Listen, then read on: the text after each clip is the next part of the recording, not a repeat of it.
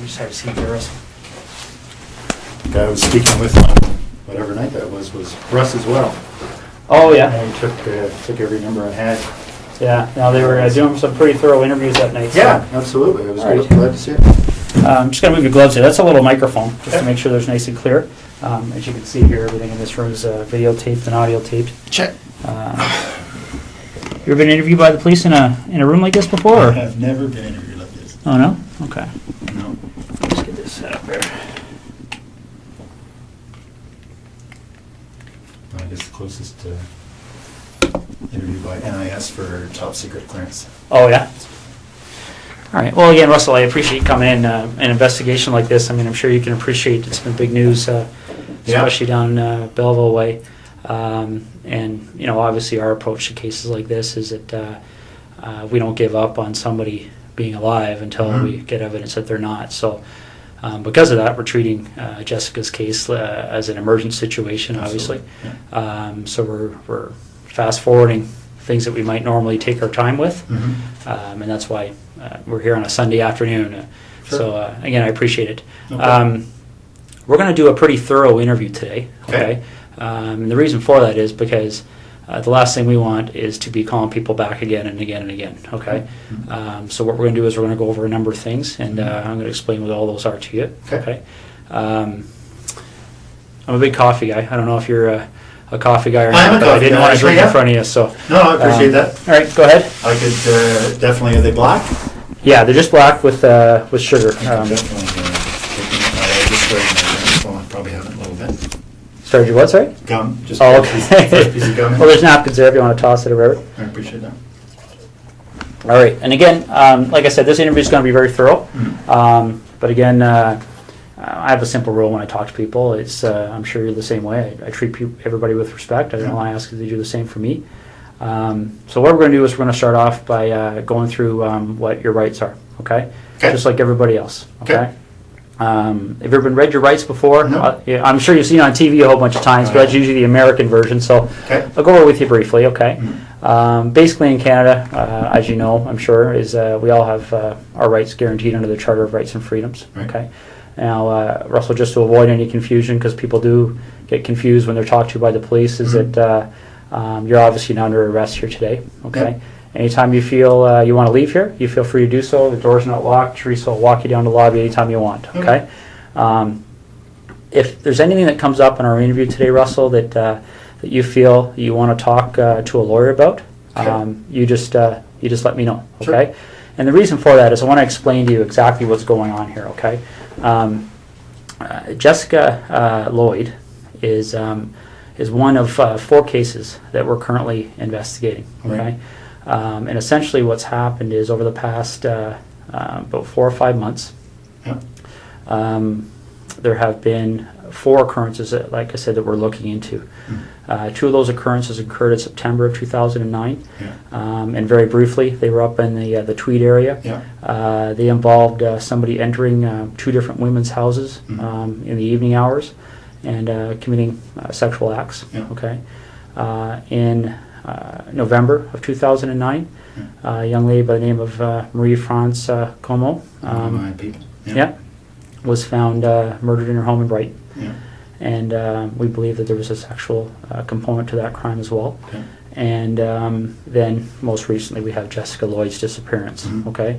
So essentially, when you're looking at those kind of crimes, we're looking at a number of different potential criminal charges. All right. Absolutely. We're looking at issues all the way from the most serious one, which is first-degree murder, kidnapping, sexual assault, break and enter with intent to commit sexual assault, forcible confinement. Okay. And so what I want to make sure you understand, and this is what we've been doing with everybody we've been talking to, is that clearly when we find out who's responsible for one or all of those crimes, they could be charged with one or all of those offenses, okay, whether it's you or whether it's anybody else, right? Absolutely. And that's why it's important that we make sure that people understand what they have to do and what they don't have to do when they're talking to us, okay? So as I said before, any point today you feel the need, you want to speak to a lawyer, you let me know, and we can take you to a room where you can do that in private, okay? Okay. Do you have your own lawyer? I have a realty lawyer, but Okay. no, I don't have a lawyer. All right. If at any point you want to make that call and you don't know who to call, we have a phone list of lawyers that are available to give you advice free of charge right over the phone. Okay. So again, if at any point today you want to take advantage of that, you just let me know. Sure. Is there any reason you want to call a lawyer now? Nope. Okay. A couple other fairly simple and straightforward things that you probably understand, but again, we go over them to make sure everybody's clear, is that you don't have to speak to me today, okay? Okay. And the reason for that is because the law considers me to be what we refer to as a person of authority, okay? Probably similar to what you may be considered to be on the base. Yeah. And because of that, I can be compelled to appear before any judge in the country, basically, to account for what takes place here today between you and I, okay? Sure.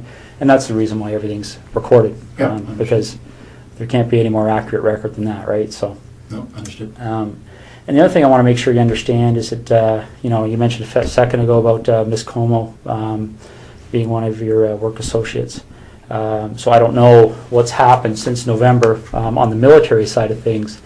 But what we want to make people clear on is that if you have been spoken to by any person in authority or any police officer about any of those cases, I don't want what they may have said to you to make you feel influenced or compelled to say anything to me today, okay? Whatever you might have felt influenced or compelled to say to them earlier, you don't have to repeat it to me and you don't have to say anything further, okay? But obviously what you do say, you know, for the third time is being recorded, right? So. Understood. These first two attacks happened not that far from my place in Tweed. Well, the second one did. Yeah. We didn't even know the first one had happened, but I understand that was reasonably close as well. But the second one was very close. Yeah. So certainly at the time, the OPP did a door-to-door. Yeah. Within a couple of days, probably the same night. So I spoke with a couple of guys then. Okay. Yeah, and I'm aware of that from looking at the different cases. And essentially, Russell, in a nutshell, that's what we wanted to talk to you about. Okay, those four cases are of concern to us, and you know, you've kind of almost hit the nail on the head about some of our issues that kind of make us want to talk to Russell Williams. Okay, because essentially there's a connection between you and all four of those cases. Would you agree? Geographically, and then I guess I drive past. Yes, I would have to say there is a connection. Yeah. Yeah, and that's why I'll be quite frank with you. That's why things kind of evolved when the officers talked to you on Thursday night. Okay. We kind of went from there because when I think you discussed with them the fact that you were a colonel at the base. I was in uniform at the time, so. Yeah, so pretty obvious, right? Yeah. So essentially, then the connection with Miss Como was made, and I believe you're a door or two down from one of those two incidents I think, in Tweed. 3 doors down, yeah. Yeah. Very close, absolutely. Yeah, exactly. So those are some of the issues we wanted to discuss with you. Yeah. Okay. So just getting back to these four incidents that we're talking about. Maybe you could just give me a little bit of history as to your arrival in the base in Trenton. When did you start working there? Friday on the day I was.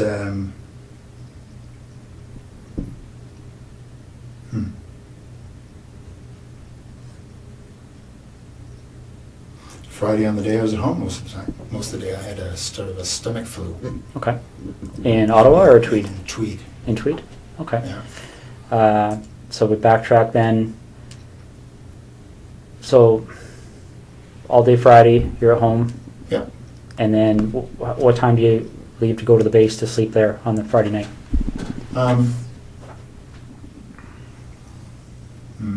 Not sure. Probably just went in for just before bed. So I probably left Tweed at between 8 and 9 or so. Okay. And you get to the base and spend the evening there and get up for the 5:30? Yep. Okay. That's right. So we backtrack from there. When did you arrive at your home at the cottage? I don't want to get confused between your home in Ottawa and the home in Tweed. So, no, I had been in Tweed all week. Yeah. The week prior now. Yeah, I think that's the case. Was in Tweed all week. Flew Saturday. Headed to Ottawa Saturday night. Okay. So if you didn't have the stomach flu on the Friday, what was your So then it was schedule that something day? like 8, really. Okay. What would have been my schedule? Just a standard schedule in the office. Okay. So, office brief in the morning, couple of meetings. I can't remember what the specifics were going to be. Okay, so Thursday night you slept at Tweed, or you? Yep. All right. And what did you do Thursday during the day? Thursday during the day I was at the base again. I think it was a fairly standard day. I can't recall exactly, but yeah, nothing. I was not flying, so I was at the base. So I would have gone in early in the morning, back in the evening again. Okay. Do you remember what time you left the base that night?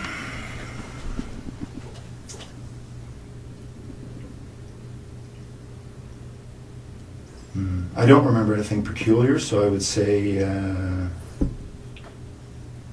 don't know, probably 7 to 9, somewhere in that range. Okay.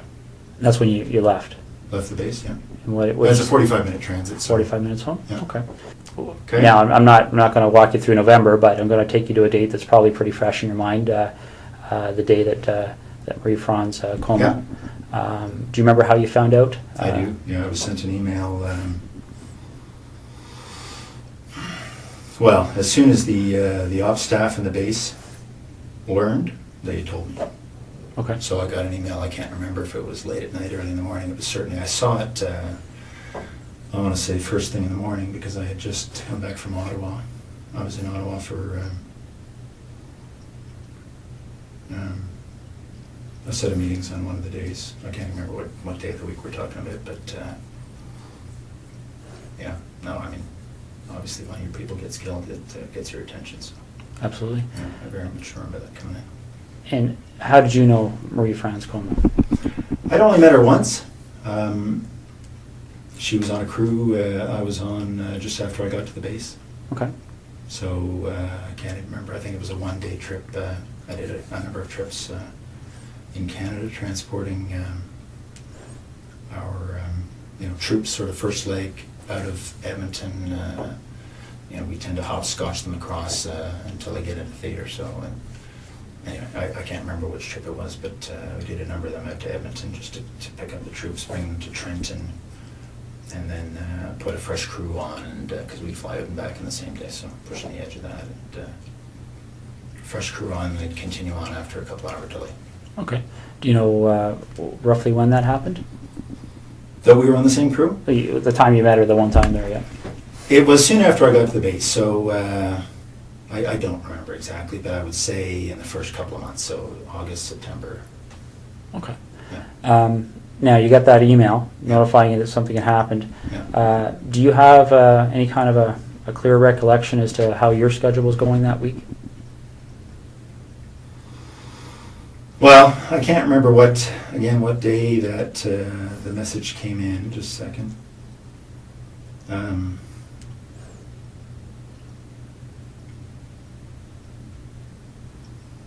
No, I can't remember what day of the week, but I'm just thinking there was a whole bunch of activity spun up as a result, obviously. No, I can't remember the day of the week.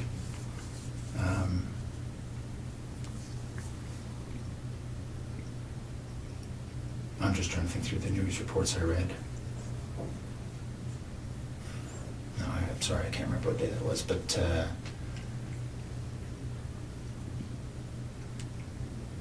what we learned after the fact was that the MPs had learnt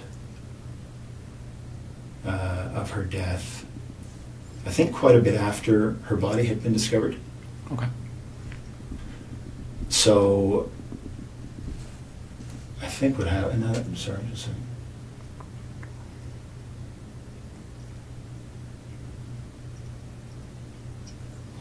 Okay.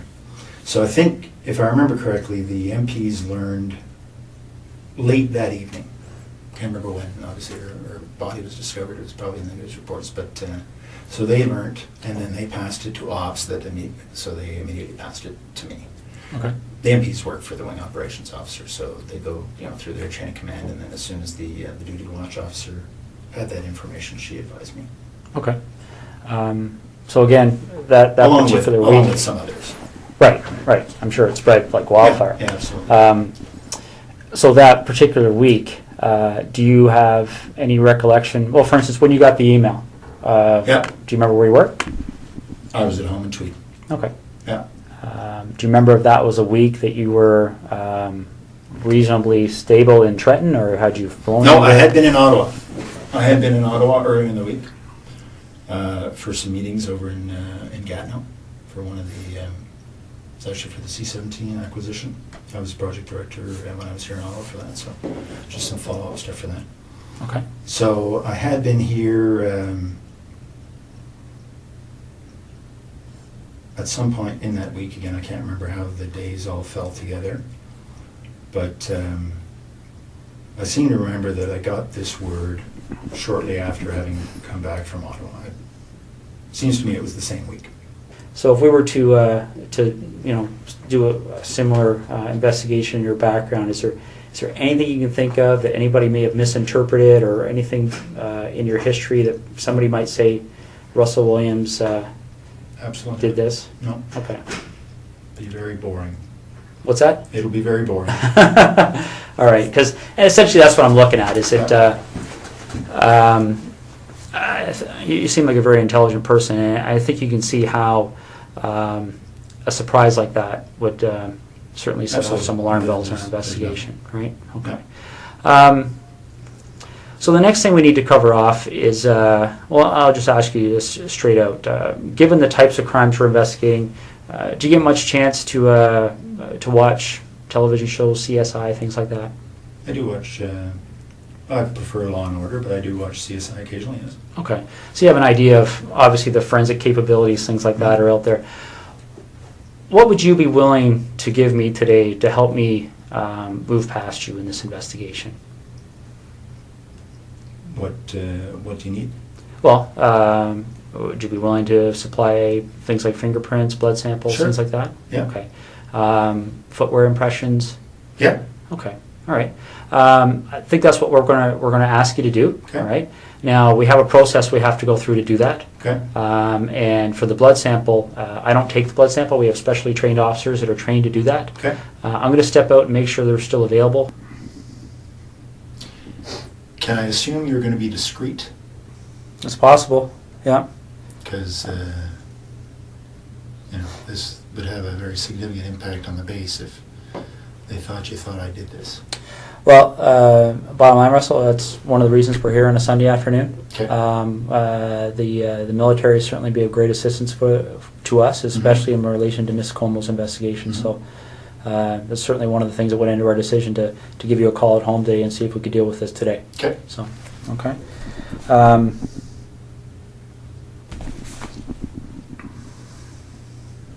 Because it's tough to undo the rumor mill once it gets started.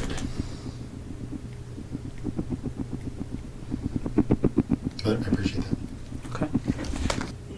Now that you've had some time to, I know we've been throwing a lot of things at you here, but now you've had some time to think about things. Is there anything that you're concerned about that buccal swab matching in any of those 4 residences? Is there? I guess let me explain what I'm getting at here, Russell. Okay. This is a significant investigation, as you can well imagine. Yeah. That DNA is going to be significant in our investigation, both quite possibly to help you, quite possibly to help us. Understood. I don't know yet. I don't know what the result is yet. Mm-hmm. And I'll go back to the example I gave you because it's a very similar issue, I think. And you talked about the idea of discretion here. Okay. Mm-hmm. You talked about the idea that I think hopefully you appreciate the fact of how we approached you here. Yeah, absolutely. And essentially, we have no issues with that. Okay. We talked recently about the whole idea of any unusual sex acts in your history. Mm-hmm. But another thing that can often happen in cases like this is that people become concerned about things like extramarital affairs, Mm-hmm. indiscretions along those lines. Mm-hmm. Is there any contact that you may have had with any of those 4 women that you may not want your wife to be aware of? Anything like that that we should know about to try and explain why if your DNA is found, it would help us understand why it may be there. Absolutely not. Can you think of any reason why we would find your DNA in any of those residences? Let's focus on, well, for instance, house, I believe. Let me just check the name there, make sure I've got the right address. Talking about the house that was just a couple of doors down from you there in Tweed. A couple of doors down was Lori. I don't know her last name. I don't know. Mazzacati? I don't even know what her last name is, but there's the woman down the road, 3 doors down. Her name is Lori. I don't know her last name. All right, let me just make sure we're on the same page here.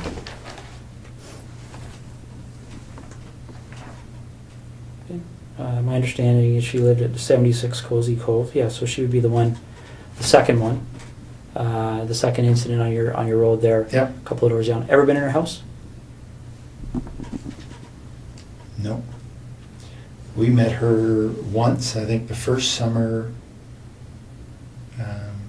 we were there, so in 04. Okay. And that's what I'm getting at. Again, this is a credibility issue, right? Yeah. Because I don't want to come and see you 2 weeks from now and say, Russ, our CSI people went in that house. And are you familiar with how DNA works? I think broadly, yes, I would guess so. One of the challenges we have in 2010 with DNA is it's become so precise that I guess the best way to explain it is I can think back 15 years ago when I started in violent crime investigation. Yeah. For us to get a DNA match, the sample we had to find was, probably would have filled half of one of these cups. Because they destroy so much of the sample in the testing. Okay. Essentially, DNA has become more and more precise to the point where when you and I walked in this room earlier today, we could have sat down, talked for 30 seconds, walked out. CSI officer could have come in 3-4 days from now, done some swabs here, and he would have found your DNA and my DNA, and probably a lot of other people's DNA. Sure. A little bit gross to think about, but essentially, as we talk, a little bit aspirate comes out of our mouth that contains our DNA, our bloods, or our skin cells contain our DNA, and that's what I'm getting at. If you were ever in Lori's residence, quite possibly, quite innocently, your DNA could be in that residence. Has there ever been a time you've been in there? No. Okay. What about the other lady down the road on? I hadn't even heard that name, so no, I don't actually know who that was. Okay. Have you ever visited Marie France Como at her residence? No. Okay. All right. So you're quite positive there would be no reason why your DNA would be in any of those 3 locations. Okay. Did you know Jessica Lloyd even in passing for any reason? No, I didn't hear her name till it was on the news. Okay. And the reason I'm asking that is because I know you were asked that question on Thursday night, and sometimes what we find, and again, this is one of those situations that can sometimes cause us to get into a lengthy investigation as somebody that maybe doesn't deserve it. But what can happen sometimes is somebody gets stopped by the police like you did, and they get asked that question, and people, when they're stopped by the police, they can be nervous, okay? So they blurt out an answer, and then they start driving away, and they go, oh, why did I do that? Because the problem is that once they get asked again, then they feel compelled to maintain that answer for fear that if they change their answer, somebody could find it. You understand what I'm saying? I do. Okay. So I want to make sure that's not happening here. I don't care what you said to the officers on Thursday night last week. If there's any communication or contact between you and Jessica Lloyd, you've seen her picture, right, around town? Yeah, absolutely. Okay. Ever seen her before? I don't. No, I would say I have not. Okay. All right. All right. And you mentioned something about doing some renovations at your property in Tweed there. I think you said something earlier about tearing up carpet. Correct me if I'm wrong, but oh yeah. Okay. When did all that happen? In 2004 or 5. Okay. Any recent renovations? No. Okay. All right.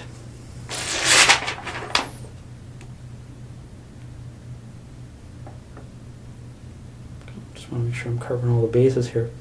Okay.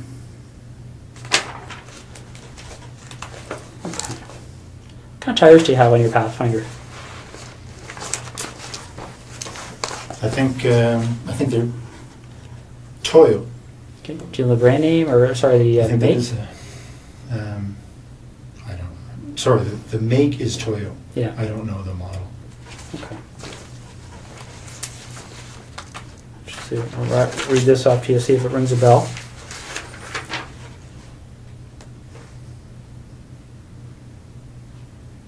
Ever heard of, does Toyo Open Country HTS That sounds make any right. sense? Yeah. Okay. When did you have those tires put on your Pathfinder? Well, it's the second version we've had of them, so I think it might have been this past fall. They replaced other ones we'd had on the same. Okay. Well, Toyo, I can't say that they were the same, exactly the same model, but our dealership here in Ottawa says they're very popular for the Pathfinders. Okay. And they were good. They lasted a long time. All right. I've had to. I think you were talking about the whole idea of the MPs helping us with our investigation, stuff like this. You have the same system as we do at our headquarters with the swipe cards. Mhm. One of the things one of our investigators did is they made a call while I was talking to you there because we were trying to work through that week of the 23rd of November. Okay. 23rd being the Monday, 24th being the Tuesday. Okay. What they've told us is that, and I want to make sure I get this right, is that on the 23rd, your swipe card was being used at the base. Okay. Okay. On Tuesday 24th, there was no use of your swipe card. Okay. And then on the following days, the Wednesday, Thursday, Friday, there was what appeared to be average activity of your Okay. swipe card in the base. Does that make sense to you? It does. That says that I was in Ottawa on the Tuesday. Okay. Do you remember where in Ottawa you were? Yeah, I was in Gatineau with, as I said, meeting about the C-17. Okay. Now, again, I want to be fair to you here. We're going back 2 months. Yeah. Are you sure that would have been the day you were in Ottawa? Well, only because I wasn't at the base. Okay. So I can't remember, honestly, that that's the day I had the meeting in Ottawa, but if I wasn't at the base, it was because I was here. Okay. Now, if that is the day you had a meeting in Ottawa, do you remember being at the base on the Monday, the 23rd, and swiping your card in and out? Do you remember what you would have done that evening to get to Ottawa for that meeting? Like, would it be... I drove to Ottawa in the morning of the day of my meeting, so if it was the Tuesday, then I would have left Tweed. It was a very foggy morning Okay. that morning. I drove in that morning. Okay. So I would not have been at the base the day I was in Ottawa, because the meeting started at 8:30 or something. Okay. So you leave the base, you would have went home to your residence in Tweed, Yep. and then you left Tweed in the morning and drove up to your meeting in Ottawa. Yep. Okay. You leave the meeting in Ottawa is a daytime meeting, evening meeting, or do you remember? Yeah, it was a daytime meeting, finished, I don't know, mid-afternoon or so. Okay. We had lunch and then finished. I think my wife and I had dinner because she was here for work, and then I headed back. Okay. Well, these are the kind of things I'm trying to draw out here. That's helpful to us. Do you remember where you had dinner? Well, I don't remember exactly the restaurant, but it was in Westboro because that's where our house was being built at the time. So we had dinner, in a restaurant that we would expect to be able to frequent once the house was finished. Okay. Remember how you paid? One of us would have paid by MasterCard. Yeah. Okay. Are you sure about that, or? Pretty sure. That's normally how we Okay. pay for meals. All right. Can't remember if it was me or my wife that paid, but one of us. Okay. And do you remember which restaurant it was again? No. Okay. All right. And you see where I'm getting at, right? I mean, that can be very helpful for us because if we can track Yeah. that issue, right? Yeah. We can put somebody paying for a meal at a location. Well, with a I was credit card. meeting with 15 people or so that day. So Okay. And what time did the meeting end? I would say between 3 and 4. Okay. And are you sure that that's the same day you went out with your wife? Well, I think so. Yeah, because she was here, and I think that was the day we went to this restaurant in Westboro. Yes. Okay. You finished dinner, and do you remember what you did that evening? I would have driven back to Tweed. Okay. And you would have... Now, again, I know we're talking 2 months ago here, but do you Yeah. remember specifically having dinner and then driving back to Tweed, or do you remember, are you just guessing here? No, I'm not really guessing. I mean, I believe that this night at this restaurant was following the meetings in Ottawa. Mm-hmm. And I, kissed my wife goodbye and headed back to Tweed to go to work the next day. Okay. All right. The tires that you have on your truck, right? The reason I asked you about that is there any time? I mean, you recall where you were stopped by the officers there? Yes. Okay. Did they explain to you what the significance of Said that that was her location? house. That was her house. Yeah. Okay. So you remember that location? Yep. Do you remember what the crossroad was, or? I don't think there was a crossroad. It's sort of just on the south end of 37. Okay. When you get stopped at that location, has there been a time in the recent 1 or 2 weeks that your vehicle has left that road for any reason whatsoever? Have you driven into a field with your vehicle at all, for any reason you can think of? No. Okay. Because I want you to rack your brain here. This is important. So, Yeah. is there anything you can remember doing that would have caused you to drive off the road No. at that section of roadway? No, that's my early. That's the early part of the highway, and just head north. It's about 30 minutes from there to, probably 20 from there to my house. Okay. Would it surprise you to know that when the CSI officers were looking around her property, that they identified a set of tire tracks to the north of her property? Looks as if the vehicle left the road and drove along the north tree line of Jessica Lloyd's property. Okay. Okay.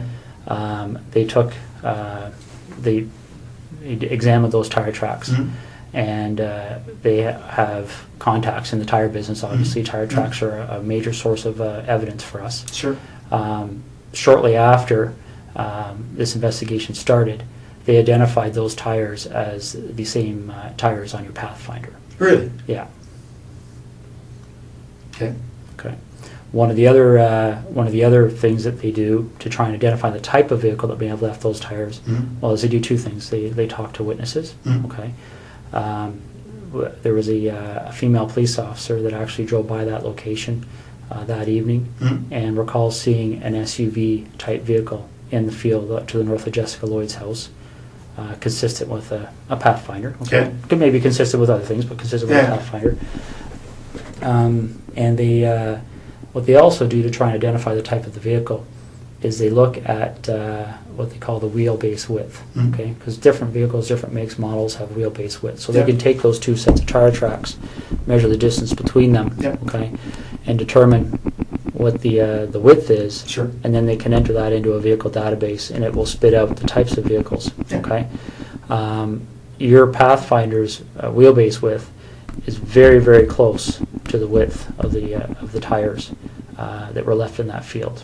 Okay. Do you have any recollection at all of being off that road? No, it was not off the road, no. Okay. All right. Russell,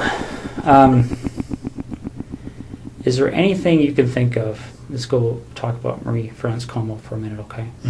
Is there any reason at all you can think of that during our investigation, obviously we're searching computers, things like Blackberries, right? Electronic devices, looking through houses for things that are in handwriting, written notes, diaries, things like that. Now, I'm not at liberty to tell you what the content was, but is there any reason at all you can think of why Marie-France Como would have specifically referenced you in some of her writings? Not at all. No? No, absolutely not. Okay. Is there anything that she ever said to you that led you to believe that there might be something more than a passing interest with her towards you? Not at all.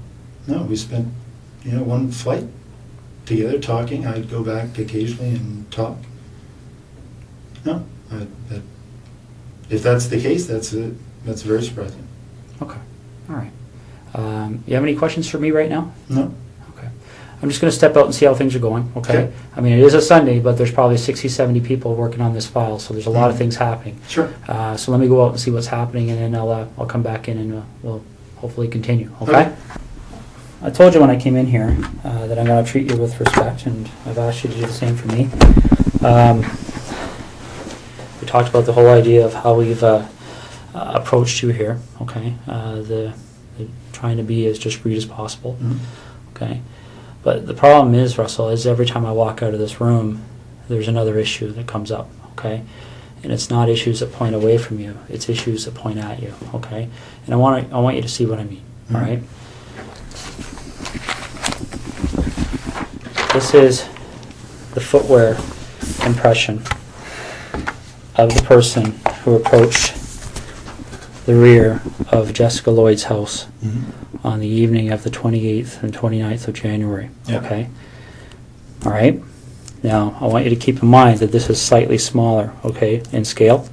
Okay? Okay. All right? That's not to scale. The footwear is actually bigger. Okay. If you look here on the ruler, you'll see that 1 inch is just slightly smaller than an actual inch. Okay. Okay? But this is the way it prints off on the computer. Yeah. I'm going to move this over so you can see what I mean, all right?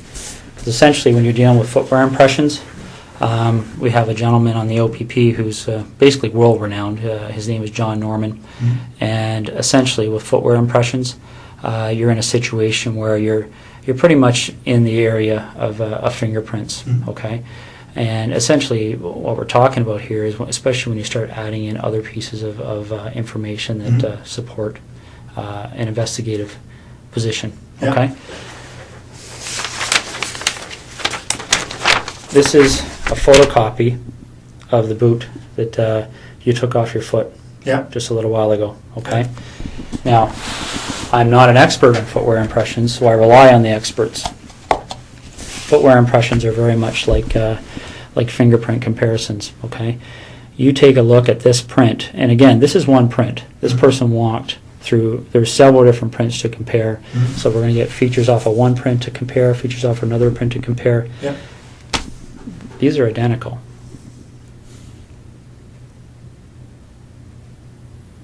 Okay. Your vehicle drove up the side of Jessica Lloyd's house.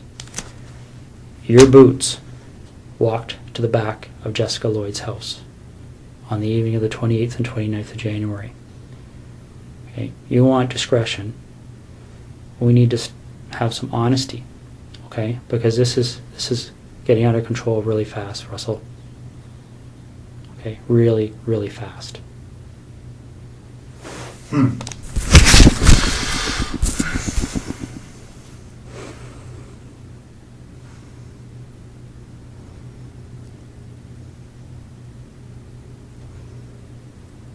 This is getting beyond my control.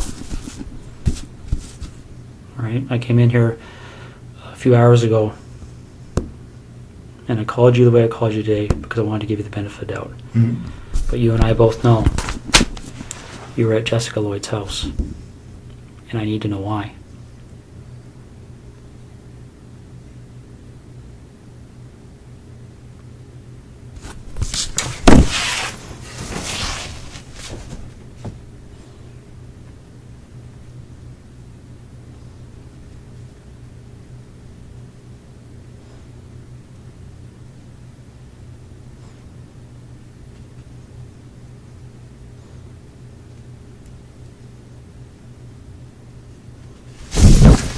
I don't know what to say. It's Well, you need to explain it because this is the other problem we're having, Russell. Okay? Again, these decisions are made by me. Right now, there's a search warrant being executed at your residence in Ottawa. Okay?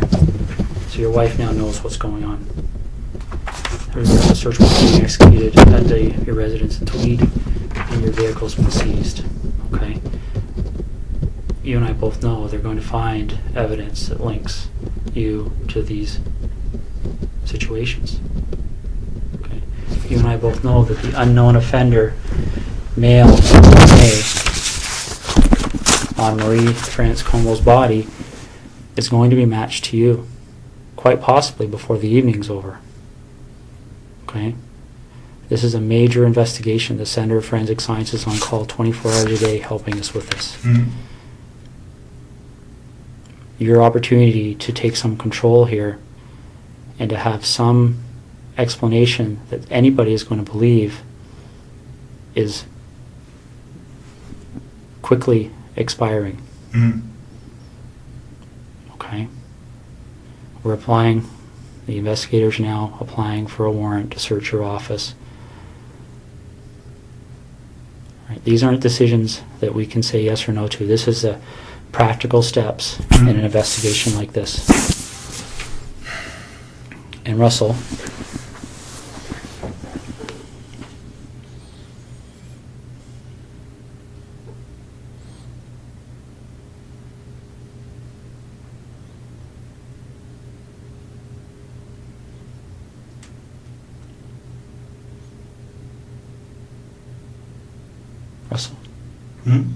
listen to me for a second, okay?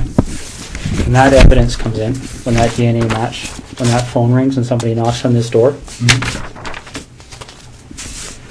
your credibility is gone, okay?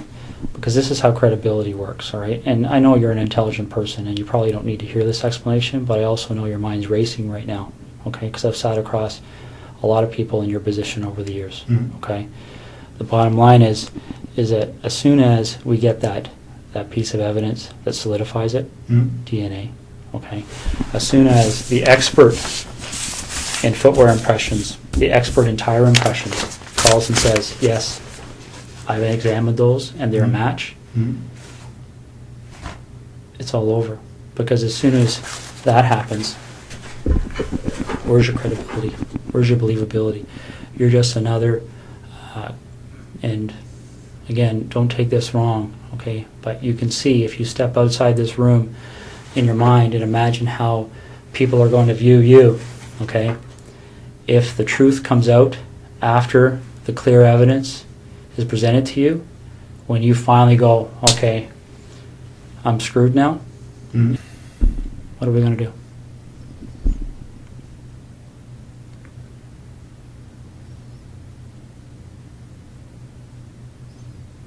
Russell, you know there's only one option. What other option is there?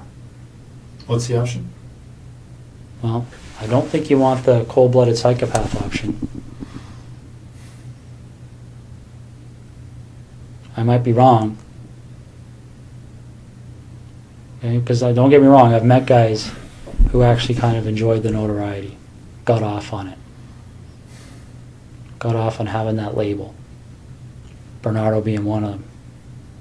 I don't see that in you. If I saw that in you, I wouldn't be back in here talking to you, quite frankly.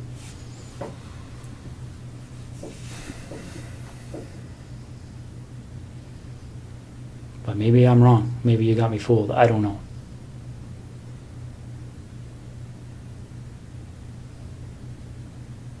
This is over.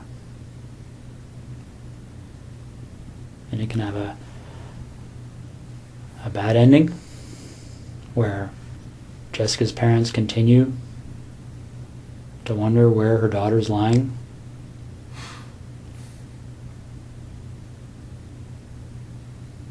And I don't know. I mean, obviously, there's a huge search still underway, and it'll continue. It'll continue until her body's found. That might even happen tonight, for all I know. Once that happens, then I don't know what other cards you would have to play.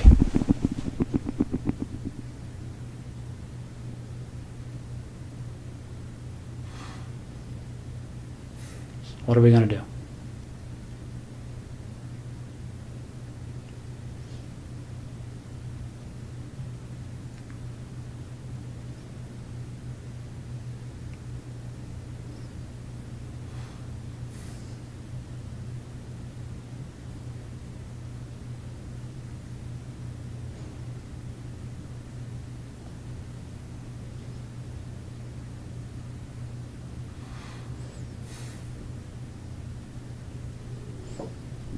Russell,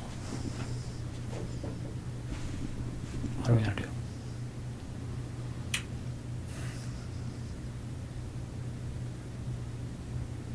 Russ, please. Okay. What are we gonna do, Russ?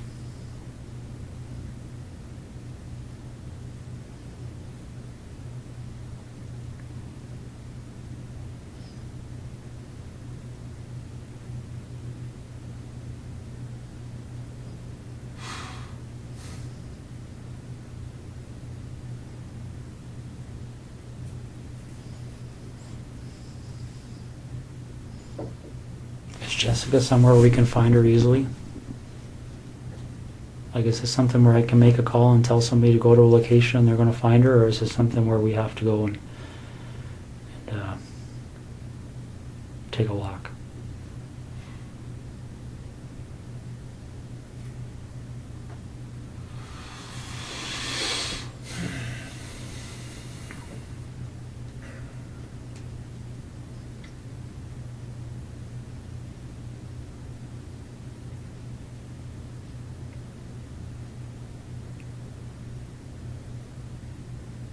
Which direction are we heading in here?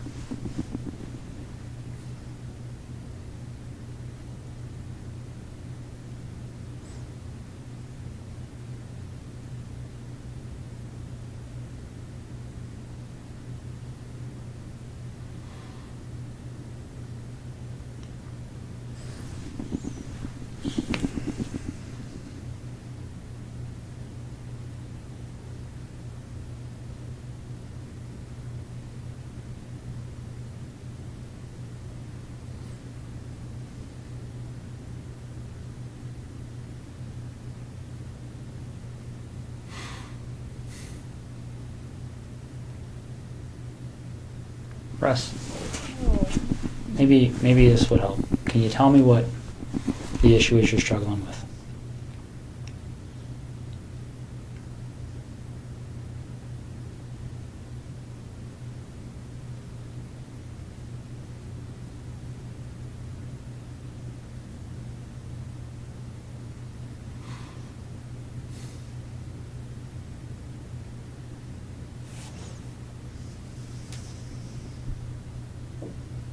What's the issue you're struggling with?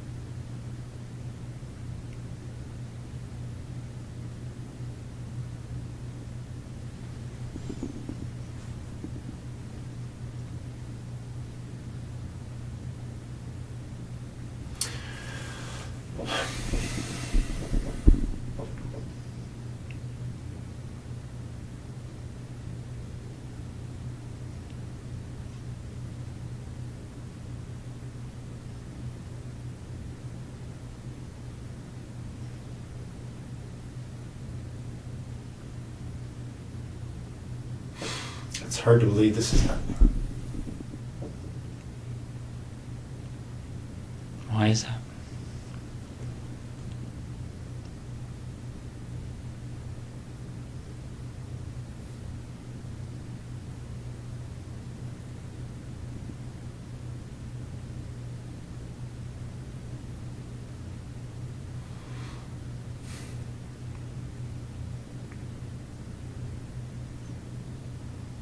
Why is it hard to believe?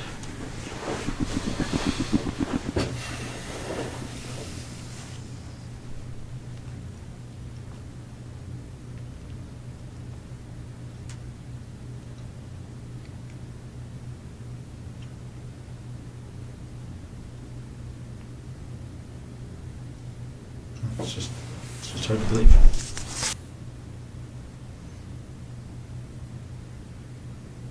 Whose decision was it? And we're going to find out the answer to this anyway.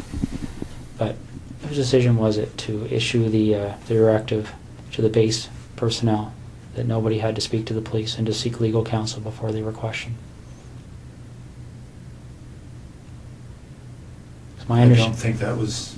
my understanding that direction came from somebody that reports to you. What do you think they're going to say, Well, Russ? no. What do you think they're going to say? All right, and let's step back for a second here, okay? I really don't think it benefits you or makes you look any better to start debating the little issues, No, okay? but that is news to me. Okay. I have a legal officer that reports to me Yeah. who may have given that direction, Okay. but that's the first time I've heard it. If that's true, Okay. that's the first time I've heard that. All right, and that may be the case, but how does it look? Right? We're not even dealing with something that's really even evidence because it's not needed. I mean, when No, you no, have, but when you that- have DNA and all this other stuff, that's not even What really was the an issue. direction?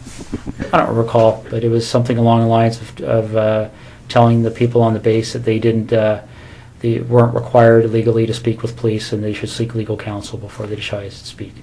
But Well, if that was actually said, it would not have been to the base at large. It may have been to the individual, the boyfriend who is the suspect. okay, my understanding it went out to all personnel. No, absolutely. Maybe no, only under your command. I don't know. It didn't. Okay, okay, that's I fine. did never see it. That's fine. Now let's get back to the issue. What's that? So you talk about perception. My only two immediate concerns from a perception perspective are what my wife must be going through right now Yeah. and the impact this is going to have on the Canadian Forces. Where do we go?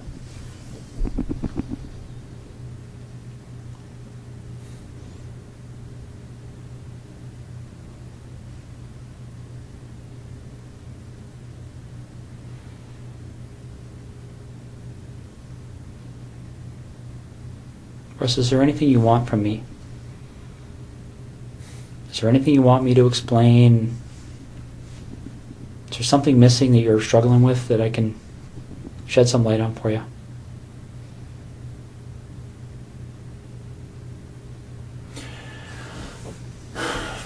I'm struggling with how upset my wife is right now. Russ, what are you looking for?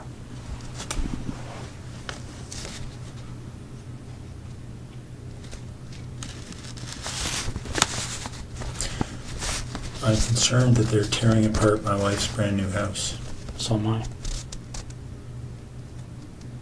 But if nobody tells them what's there and what's not, they don't have any choice. Computers will be brought to Microsoft in California. They'll be picked apart. You can't erase things from computers. It doesn't happen. I'm sure you've seen that. I'm sure that's pretty common knowledge these days. It just doesn't happen. They sell programs that to try and help people clean their computers of stuff, and our guys are pulling that stuff out all the time. The FBI is pulling that stuff out all the time.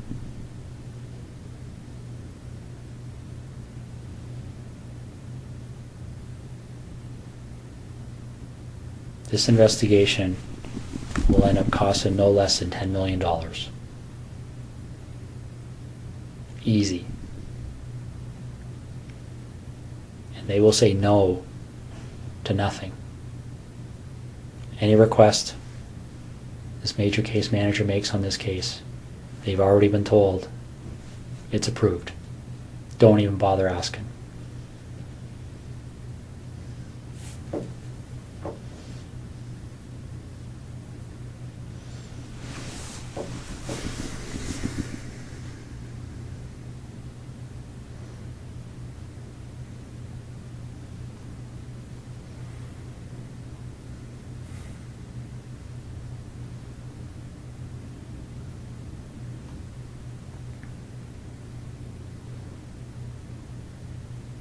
So what am I doing, Russ?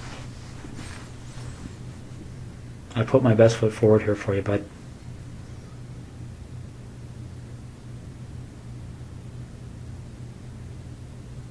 I really have. I don't know what else to do to make you understand the impact of what's happening here.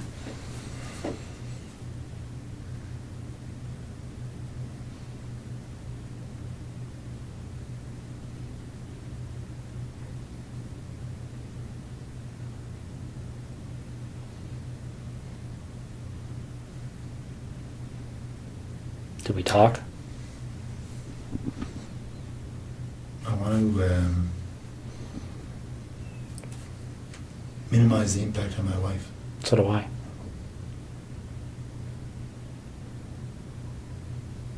So how do we do that? Well, we start by telling the truth.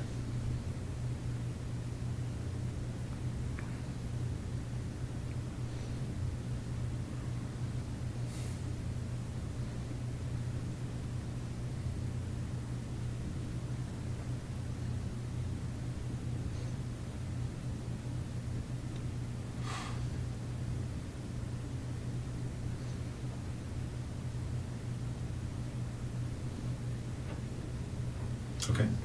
Okay. So where is she?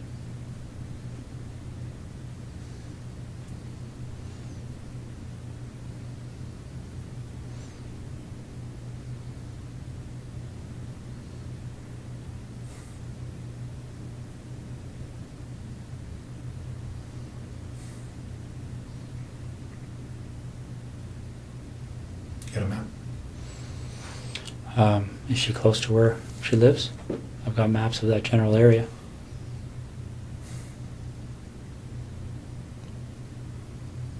Which town is she near? Why don't we start there?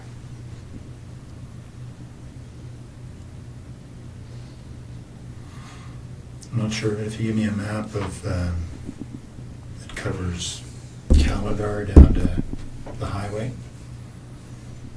and over to Tweed and south, I'll show you. Let me see what I got here. I might have something. Is she inside, outside?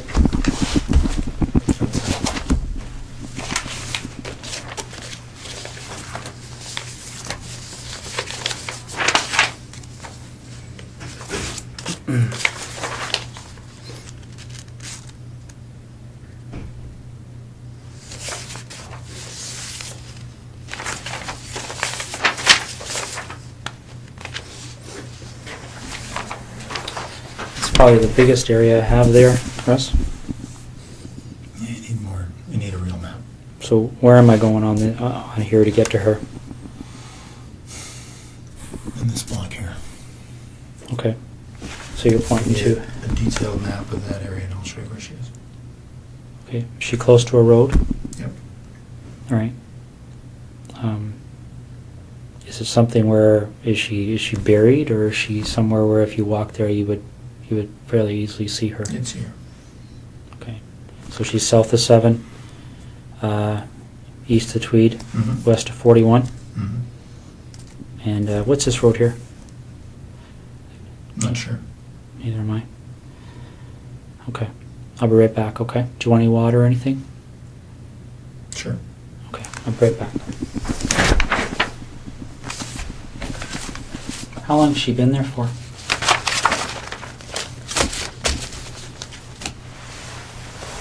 A little over a week. Was it fairly quick from the time she left? Friday night. Friday night? Yep. So where was she between Thursday night and Friday night? In Tweed. With you? Yep. How long was she alive for?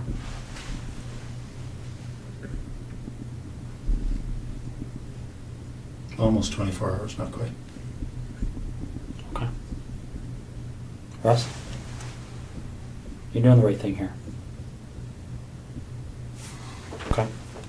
Well, again, my interest is in making my wife's life a little easier. And Okay. with her family as well. Well, we share that But interest. there's no, your time in Ottawa is wasted, really. I'll tell you where the membership cards are. Where are they? They're in the house there, but In Ottawa? yeah. Whereabouts?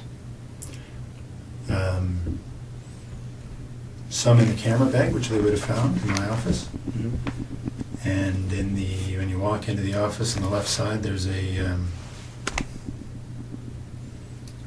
desk of drawers, set Okay. of drawers, like a filing cabinet, wooden, IKEA. In one of the top 2 drawers, and there's a plastic divider, Yeah. and there's inside there are 2 memory cards, Okay. which are blank, but I'm sure they can be And whose images are on those cards? well, I've erased them, but I expect be able to draw images of Jessica and I. What about Marie?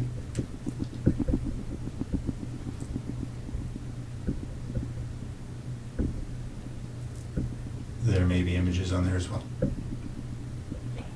And the 2 women from September? Yep. Okay. Do you have those images stored anywhere else?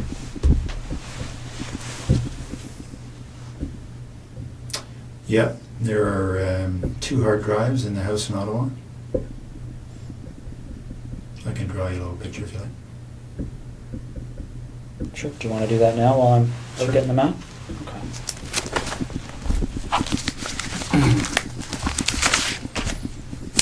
Want anything to eat or anything? Leave that with you. Okay. Sure.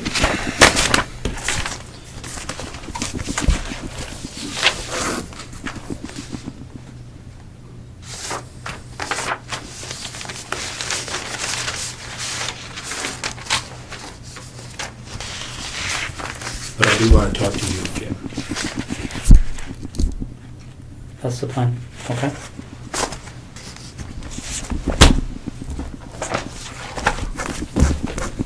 I'll be right back.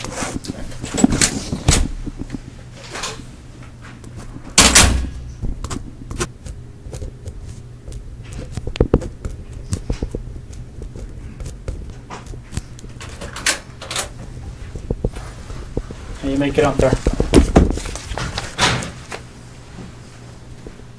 Thank you. Can you make it up? All right.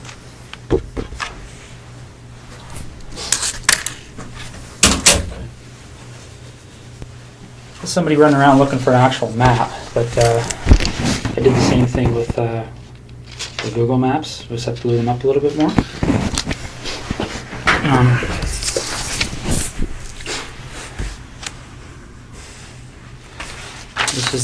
This is the biggest of the area. Well, this might have better parameters for you. Here's Tweed.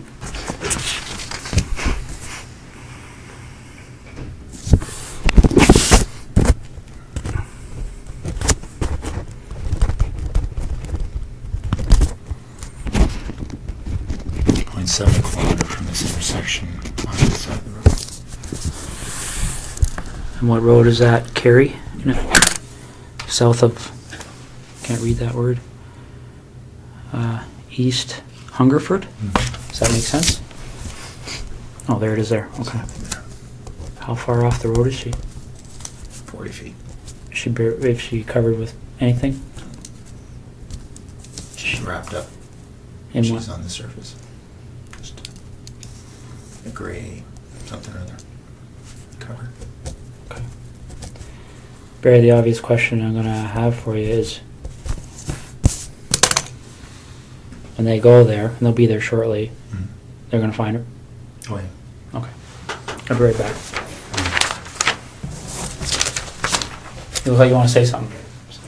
Just that this place, my wife, it's been a dream for the better part of a year, so I'm keen to get them what they need and so they can leave her alone. Okay. Well, we're going to do our best to keep that as low key as possible. Okay. What do you want to talk about? It's pretty wide open now, eh? Yeah. What do you want to know? Well, do you want to work forwards or backwards? Doesn't matter. Why don't we start with Jessica? Okay. How does that start for you?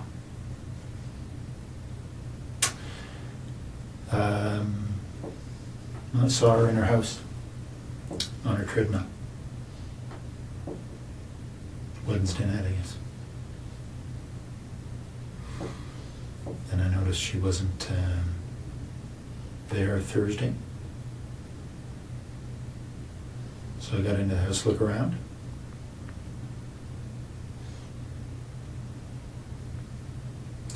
Then left. Noticed she'd come home.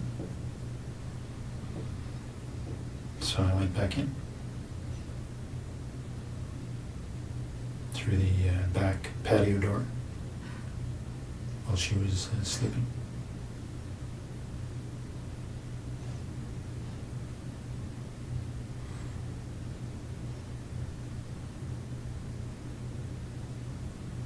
Okay. So I woke her up.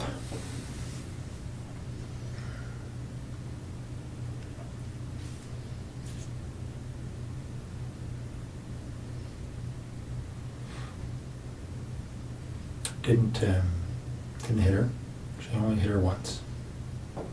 Friday night.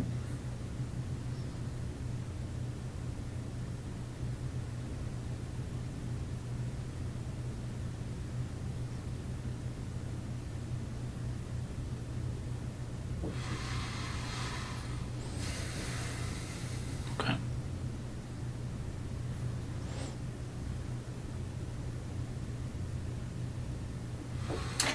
Well, so I raped her in her house, and then I took her to the car and took her to Tweed.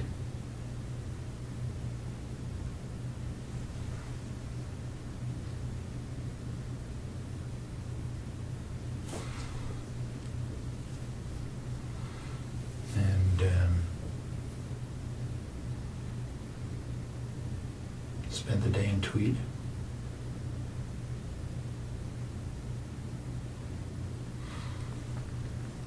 And then I hit her as we were walking. She thought we were leaving.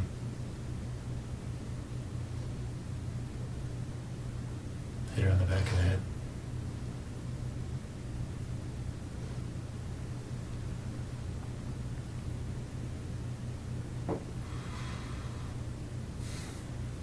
Okay. Anything in particular? Well, what did the hit on the back of the head do?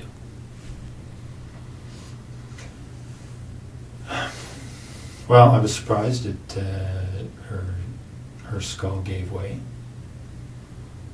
She was there and immediately unconscious. And I strangled her. Okay. What did you hit her with? Flashlight. Okay. In the house or outside the house? In the house. Yeah, they'll find signs of that. Where in the house did this happen? In the main portion, just in front of the fireplace. What do you mean they'll find signs of it? Oh, there's quite a bit of blood. I hadn't expected. I'd expected to knock her out. But obviously generated a lot of blood. What did she bleed onto? The floor. It's just tile floor. Okay. Did you clean it up or did you? I wiped it up. I know it'll be easily spotted. What makes you think that? Like, if I walked in that house right Well, now, would I see you it? wouldn't see it, not at all, but, you know, the right science will show it, I'm sure. Okay.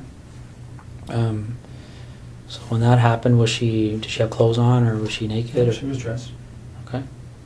So when we find her, is she going to have those clothes on too? Yeah. All right. Okay. Marie France Como.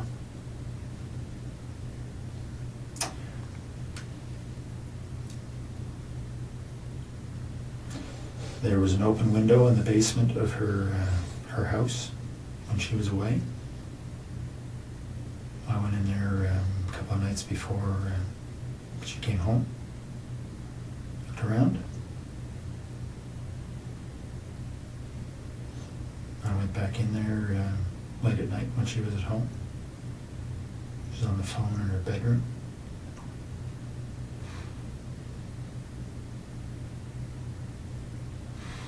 She actually discovered me in the basement.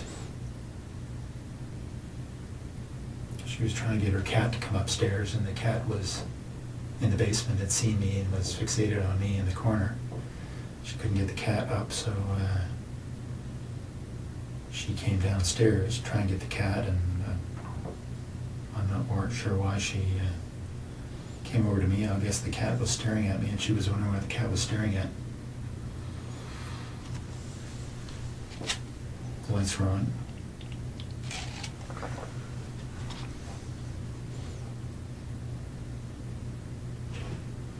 So when she spotted me, I had the same flashlight. I subdued her. Tied her up, brought her upstairs.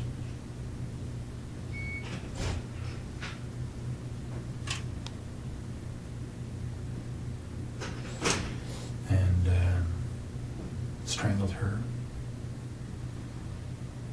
later in the morning.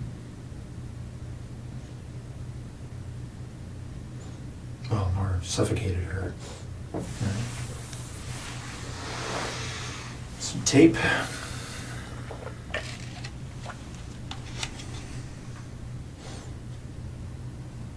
Left her there.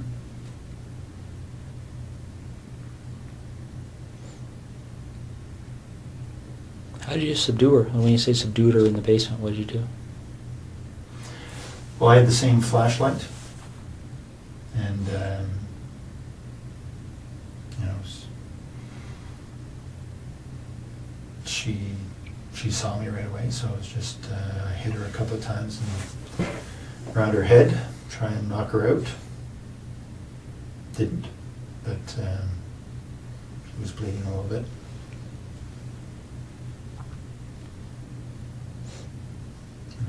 Eventually,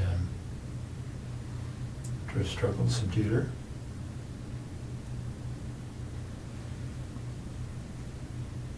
Okay. Any blood from that struggle? Oh yeah. No, not a whole bunch, but a flashlight did break her skin a couple of times. Okay. What area of the basement did that take place in? I was hiding behind the furnace, so she spotted me right there. Okay. Did she recognize you? No, I had stuff on my face. Okay.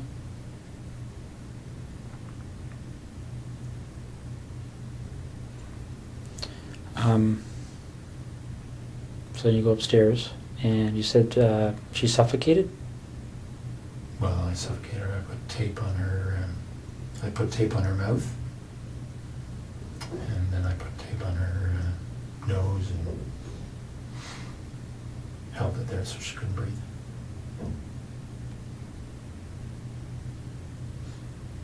Okay. What kind of tape was it? Duct tape. What happened to it? Well, I took it with me and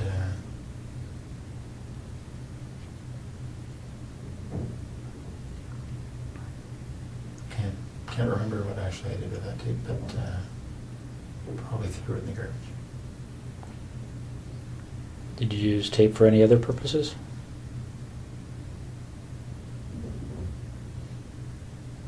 No. Okay. Did she ever recognize you through this whole episode? No. What did you say you had on your face? I had just a cover for my head, just a, a sports, pullover type, like just a little cap kind of thing. Okay. Just a,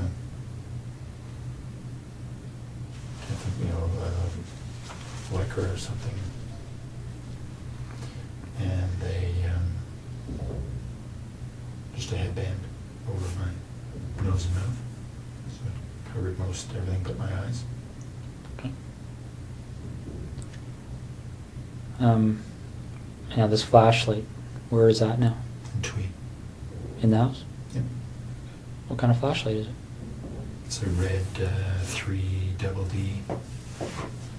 I'm not sure what brand it is, but it's a metal, one of these aluminum. It's like a big, I can't remember what brand of aircraft aluminum flashlights already see around. Anyway, it's a bigger one of those. Did you take anything out of Marie France's house or Jessica Lloyd's house? Yeah, some of their underwear. Okay. That's all. And where is that?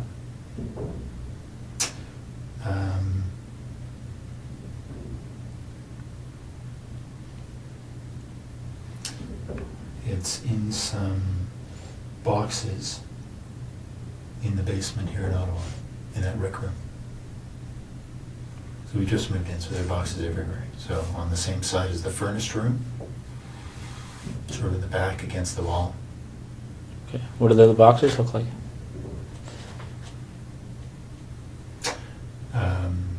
I think one's a scanner, the box for my scanner. Mm-hmm. They're all right next to each other, so a quick look through the boxes there will find it. Okay. How much underwear is in those boxes?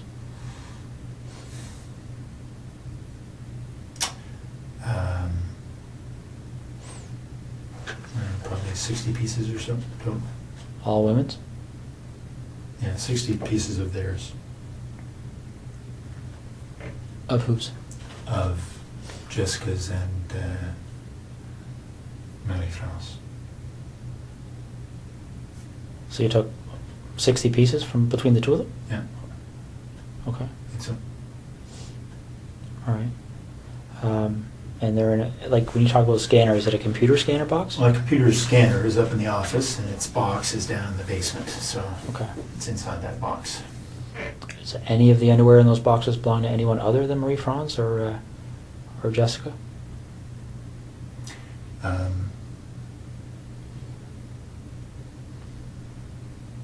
Yeah, there's some from each of the other two women. Okay. Why don't we talk about those two women? Mhm. So the first one happened on the 16th, and I don't know why I can't recall their names, but the lady that was lived closer to you. No, Lori was closer to me. Okay.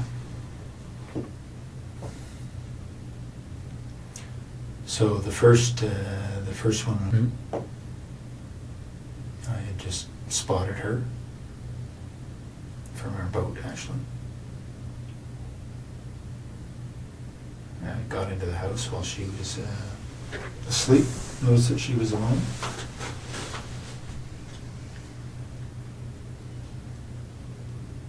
And just hit her with my hand while she was sleeping.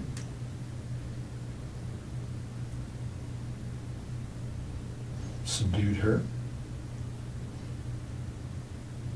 Mostly just my weight on top of her.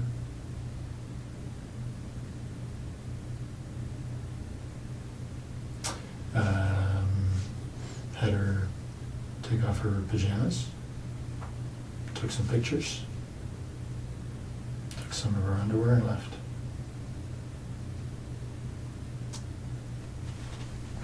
And the other woman? Same kind of deal. Went in through the back of the house. She was sleeping in her, not in her bedroom, but in her, in front of the TV. Very much the same story.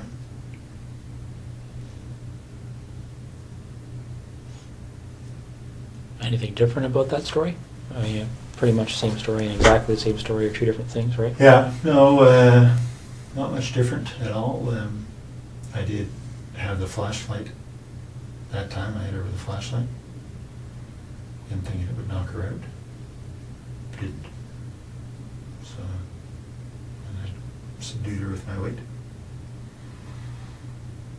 Took off her clothes, took some pictures, and left.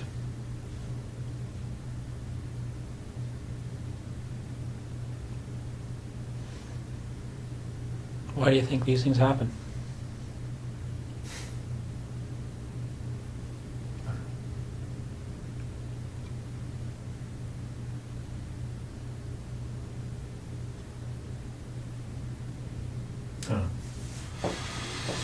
Have you spent much time thinking about that? About why? Yeah. Yeah.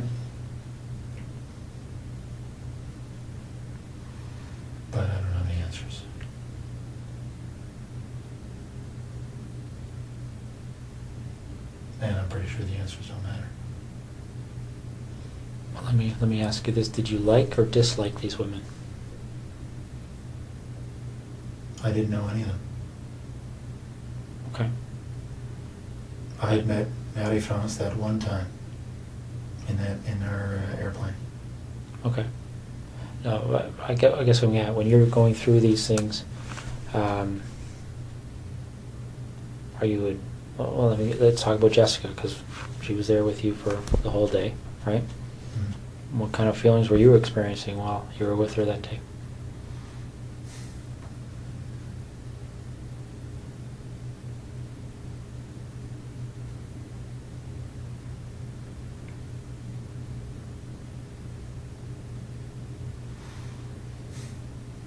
Oh, she was a very nice girl.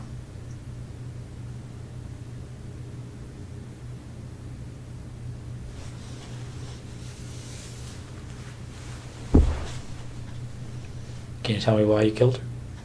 Right?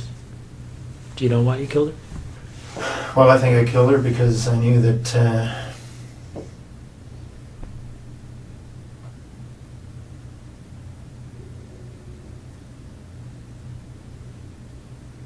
her story would be recognized.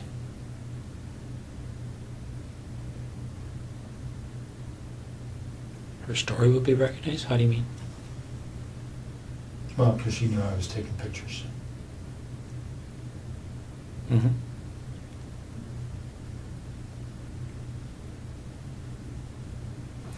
So because of the two stories in Tweed, that would have been a fairly, been quite obvious. So if you didn't take pictures, what would you have done with her? I don't know. I mean, she's at your house, right? Well, let me ask you this. Is it 2 lived, right? And 2 died. What was the difference in your mind between? Well, the attention the first 2 got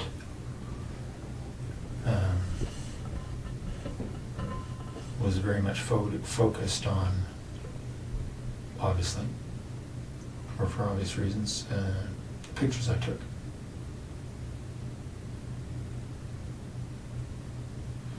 So anybody else telling stories about pictures, right, would have been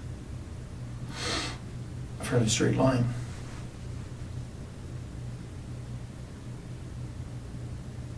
Okay, but when this thing happened with Marie France, did you believe that you were already a suspect for what happened in Tweed? No. So what were you concerned about? Well, because I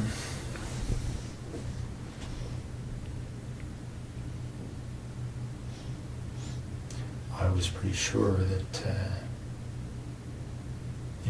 she was serving military, right? Mm-hmm. It would have been difficult for investigators to ignore that connection. Okay. Yeah, makes sense.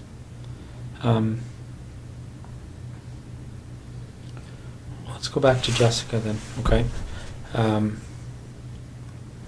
You see her on the Wednesday night, okay? On her treadmill? Mm-hmm. How do you see her? She was in the basement, window wide open, on a treadmill. So I drove by. Okay. Did you stop to look at the house, or how does that catch your eye as you drive by? Well, I was looking to see who was where. Don't know that area very well, so I was just keeping my eyes open. Okay. So you spot her on the Wednesday. Yeah. Do you just keep on going, or did you stop and take a closer look that No. night or anything? No? I kept going. Okay.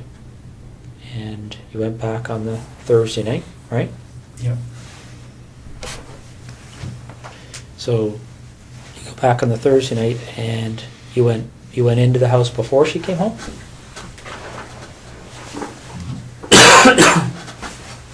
Yeah, she was out. Okay. Done with those.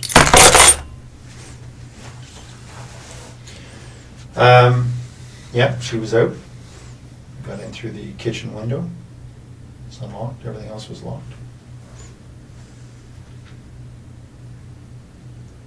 Okay. So you're in there doing what? Looking around to see who lived in the house. It was just her. Okay. And then what do you do?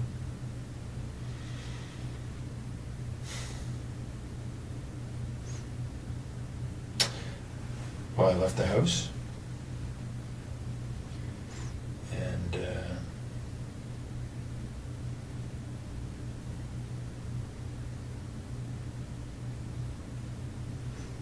she came home.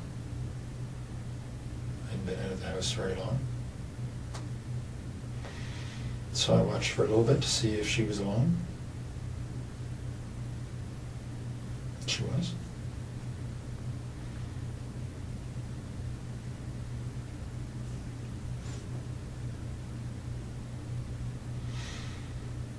And I went in when she went back to sleep. When she went to sleep. Okay. So you go in, she's sleeping, and what do you do? Well, I snuck up to the side of her bed, expecting to try to knock her out. She woke up, but she did as I said, so I didn't hit her. What did you say? Said, lie down on your tummy. Okay. She did. I tied her up. What'd you tie her up with? Some rope I brought. So she's on her stomach. How are you tying her up? Just tying her hands behind her back. Okay. She got clothes on at that point? Mm-hmm. What kind of clothes? Sweats. All right. You tie her hands behind her back, and then what happens? I took her clothes off.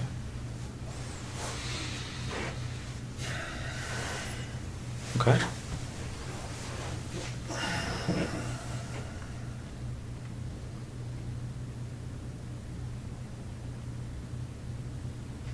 And then what happened? I raped her. A rape can mean a lot of different things. What kind of sexual act took place? Just, vaginal and oral. Okay. Oral. Who was performing the oral sex?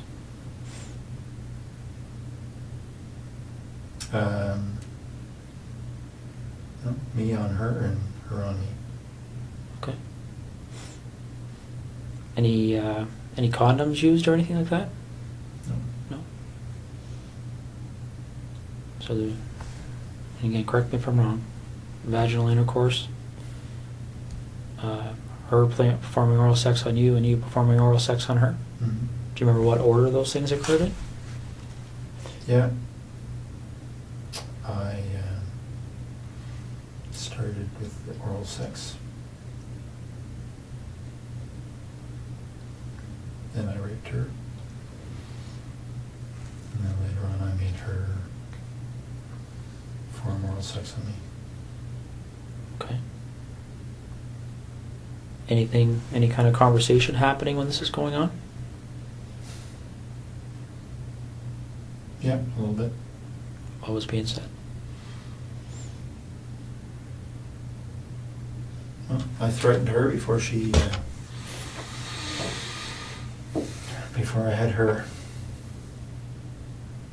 perform oral sex. What did you say? Well, I put a zip tie around her neck. I said that I would pull it if I didn't like what she was doing. Okay. So she did what you told her to do? Mm-hmm. Any issues there? Any reason to pull it? No. So, do you remember if you ejaculated at that point? Or at any point? Not at that point, but later on. Okay. So, the oral sex finishes, and then what happens next?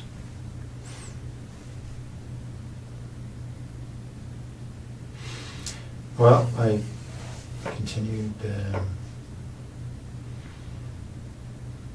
rape her, and I had her put on some of her underwear.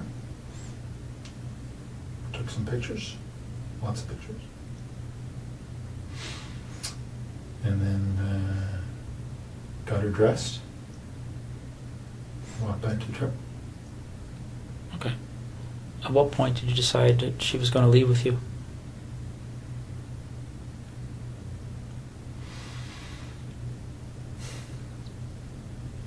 I'm not sure. That wasn't necessarily always the plan. But at some point, I was there for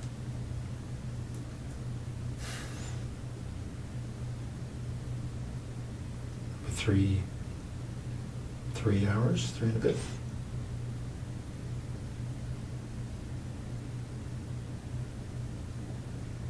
Okay.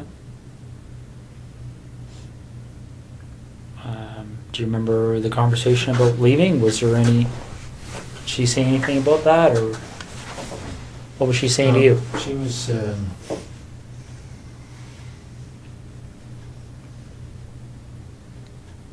certainly cooperative. Okay.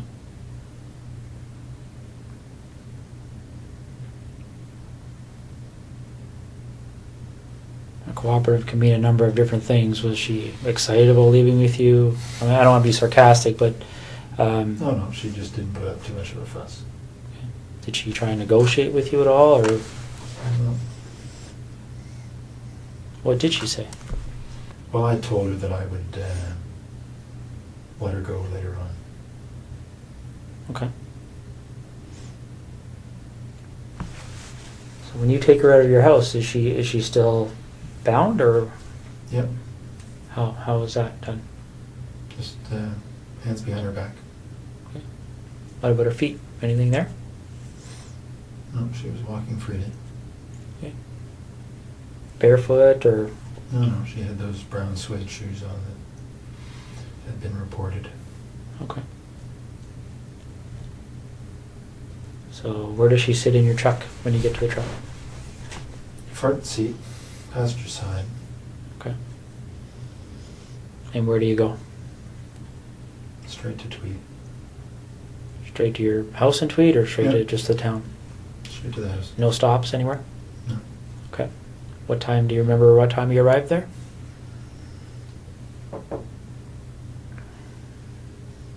I don't exactly, but I'd say between 4:30 and 5:30. Okay. All right.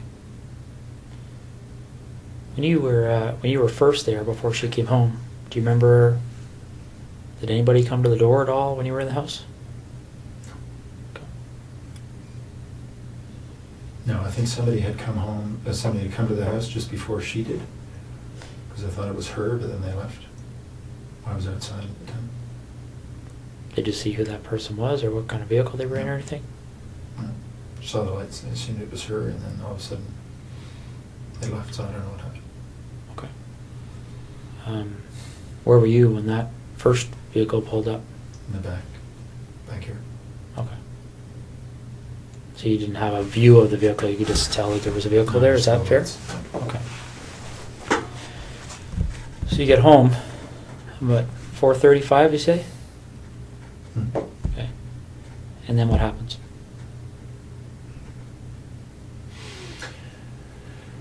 Well, she would go to the bathroom and get a quick shower, wash her. Then we went into my bedroom and to sleep a little bit. She was tied up. How was she tied up at that point? Hands behind her back. I put tape over her eyes from the beginning. So that's what she had. Okay. When they find her, is that tape going to be there, or was it ever removed? No, I removed it. Okay. What kind of tape? Duct tape. All right. The duct tape that you used, where's that roll? It's all gone. I used the rest of it to bind her body. So, by all gone, is it with the body now? Mm. Okay. So you said, who went to sleep when you came home? You had a shower, or she had a shower? Well, we both got in. I washed her off after she'd been to the bathroom. We both went to sleep. But she was tied up and I tied the rope. So I could fall asleep a little bit and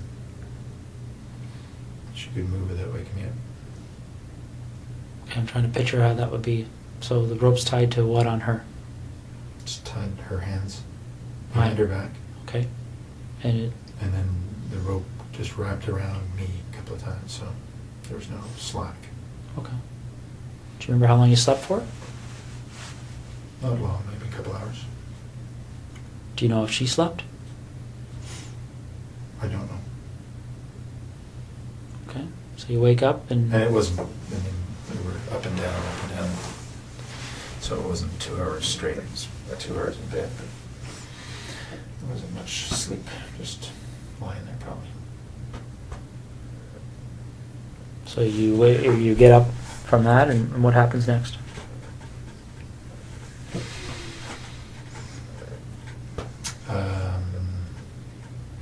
She had a seizure, actually.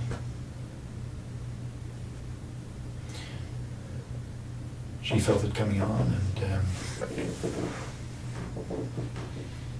because she'd had some before. Lasted quite a while. Got her dressed into the family room,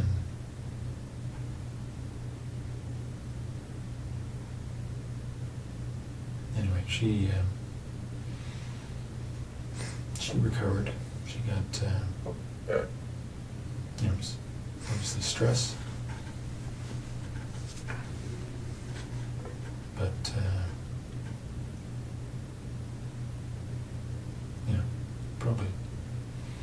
probably went on for about 15 minutes.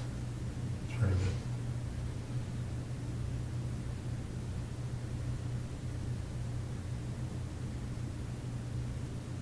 So, Yeah. how do you know she had them before? She told me. Did she tell you why she gets them? Well, she suggested it was stress. Yeah, so she felt herself start to tense up and said she thought she was going to have a seizure.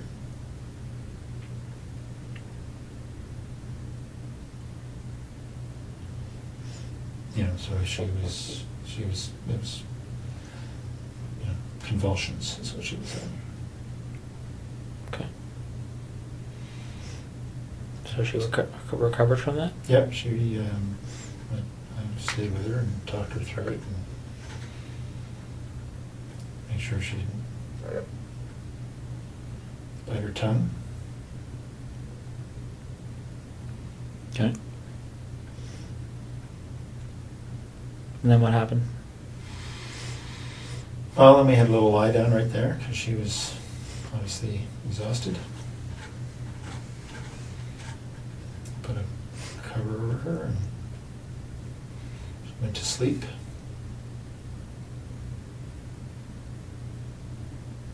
Wait for an hour or so. And I had told her earlier that before I let her go, I wanted to take some pictures of her in her underwear. And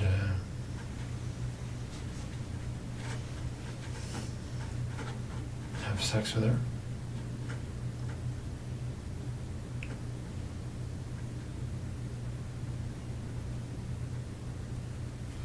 So after she'd had a rest for an hour or so, I had her put on, remember different outfits she had? I'm sorry? Put on a number, pairs, panties, bra that she had. That Okay. I'd taken from the house. So she put those on and I took pictures. Okay. Are you in any of these pictures? Yep.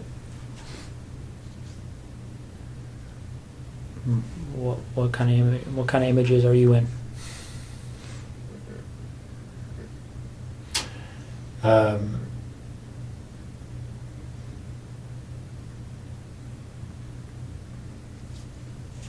Well, I'm with her. There's on the hard drives. You'll see there's video as well. So there's video of the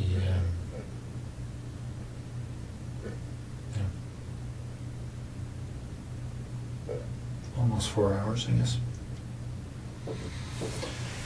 Of what?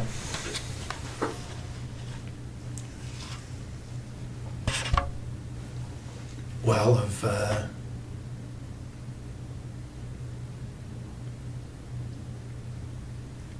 initially at her place of raping her, and then so I was running the video and then taking still pictures. So the video pretty much covers everything. Did you use video at other places? At Manic Francis as well. And is that video on the hard drives? Yep. Same type of activity? Yep. Although I didn't have her put on any stuff. Okay. So Jessica poses for these pictures and there's videos and then what happens?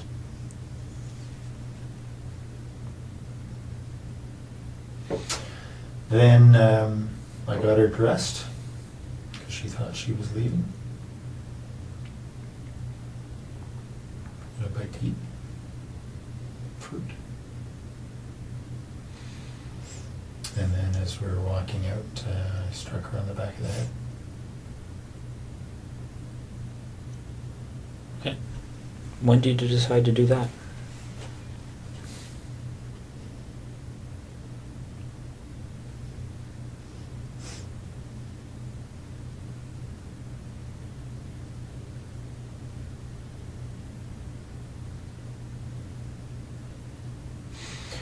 Well, I was pretty sure that I wasn't going to let her leave, but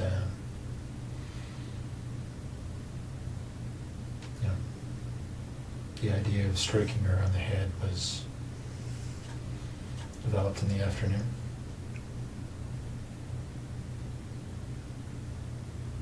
And what was that strike supposed to accomplish in your mind? What was the intent of doing that? Well, I thought I would be able to knock her out, and then I was going to strangle her. Okay. So when you actually do strike her, what's the result?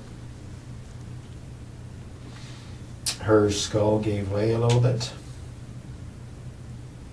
Felt like, and there was a lot of blood, so I think that's what happened. She was immediately unconscious.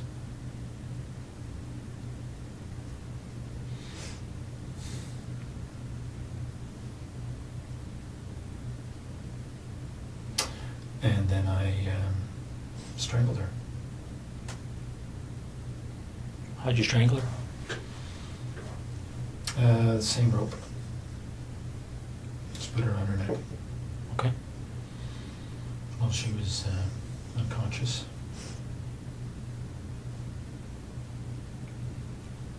Now, what happened to the zip tie that was around her neck earlier?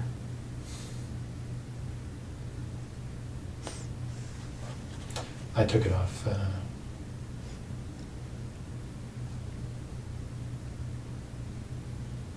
Around then, I guess.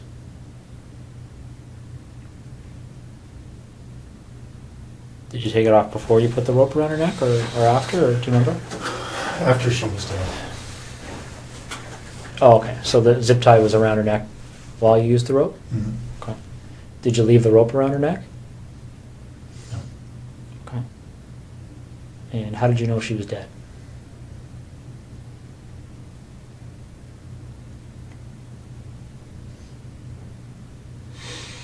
She, well, her body stopped moving.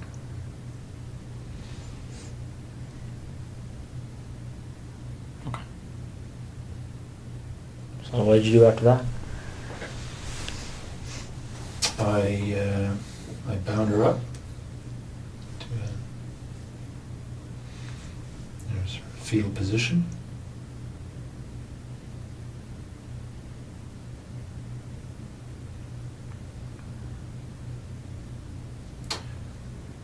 And cleaned up the floor.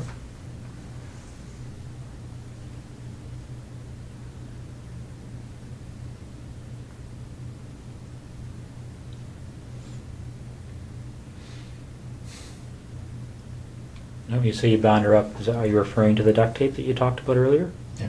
Okay. So then what did you...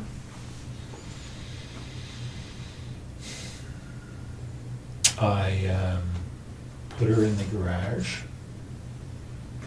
It was very cold.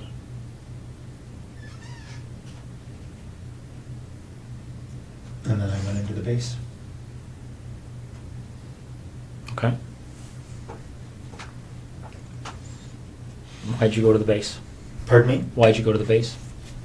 Because I was flying early the next morning. Okay.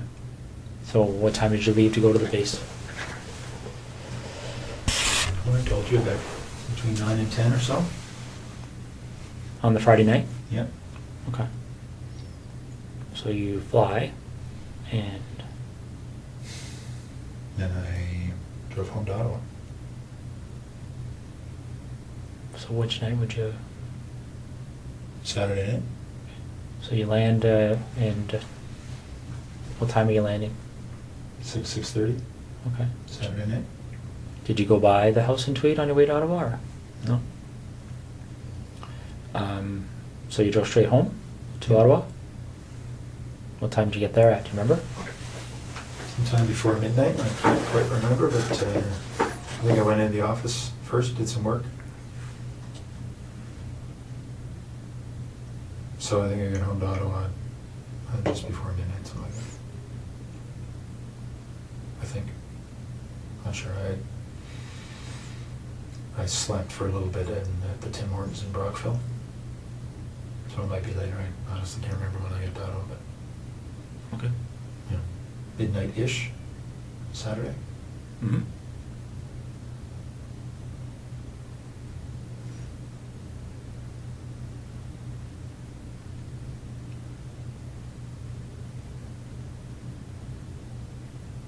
So you get home, you're in Ottawa, what do? Go to bed, or Yeah. stay up?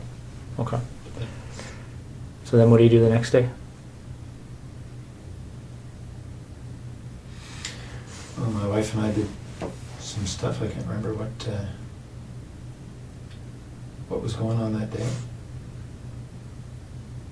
You know, putting together the new house.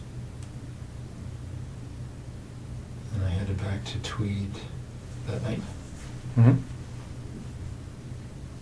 Is that right? Sorry. No, I didn't. I had Monday off. That's right. I had Monday off, and then I was visiting one of the units in Ottawa on Tuesday. So I didn't head back to Tweed till Tuesday night. Okay.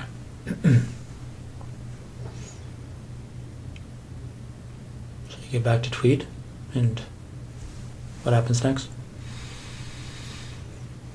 I took Jessica's body to that spot. Okay. That happened on Tuesday night? Just this past Tuesday, obviously. Okay.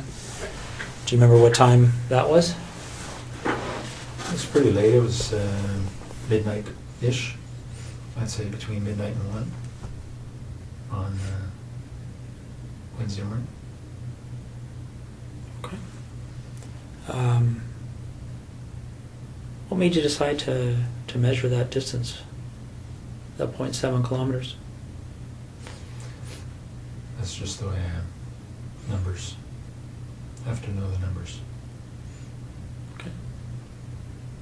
And how did you leave her? I just left her tucked behind a fairly large rock. Okay. Is that duct tape still on her? Mm-hmm. And what else is on her? A couple of towels wrapped around her head, and the top and pants, she was wearing jeans. Okay. Did you ever go back there? No. Right.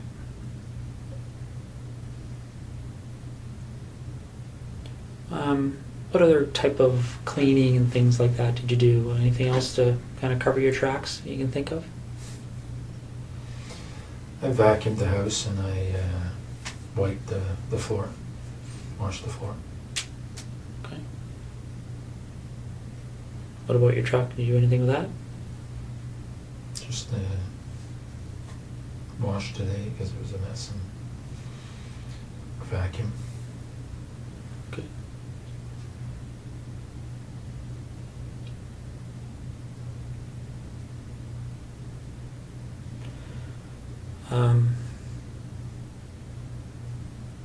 So Marie France,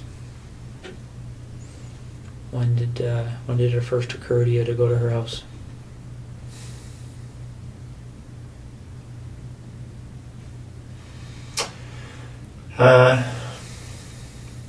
Well, probably in October. October, November, not quite sure, but somewhere in that time frame.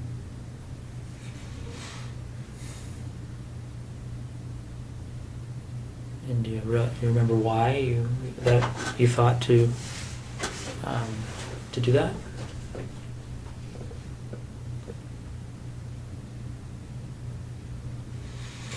Well, she had said she lived alone when the one time I met her. Mm-hmm.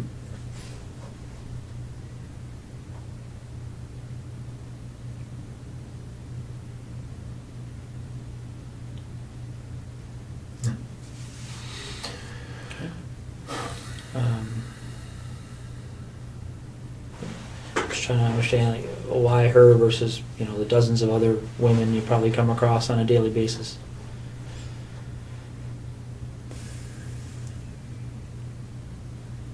I don't know.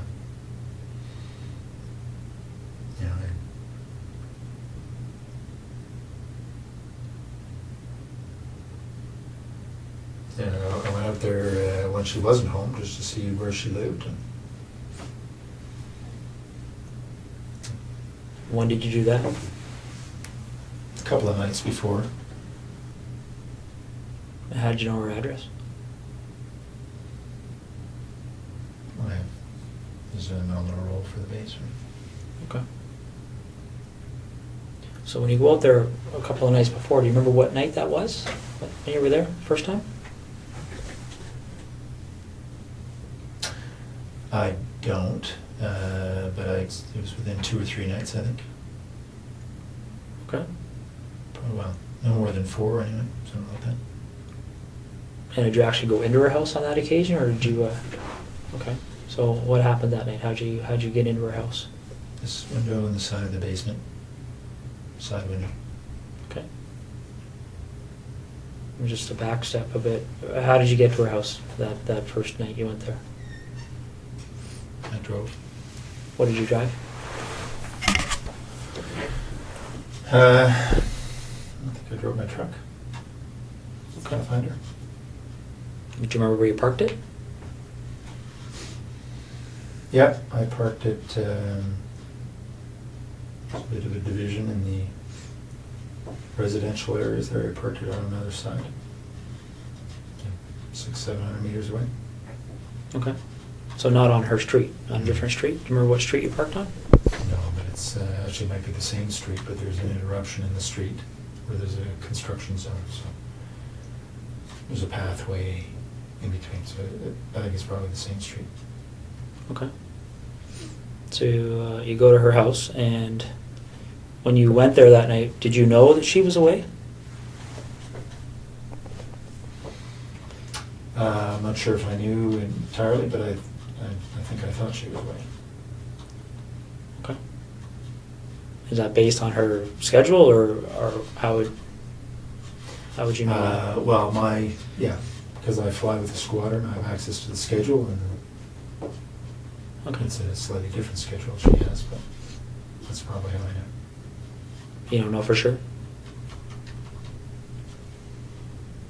I think that's probably how I know. Okay. So you go to her house, Mhm. and what do you do that night, the first night? Well, I looked around and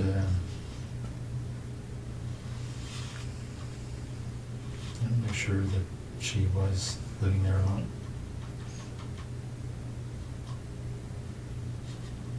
And I'm sorry, did you say, I can't remember if you said, how did you get in?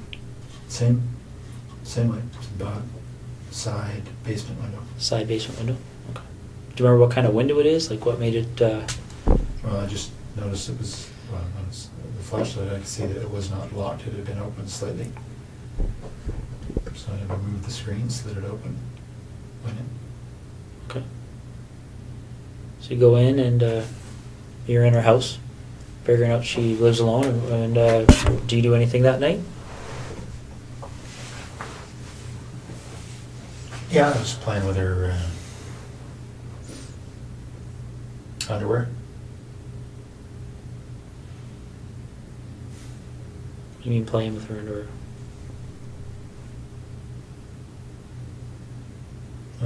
Wearing it. Okay. Doing anything else?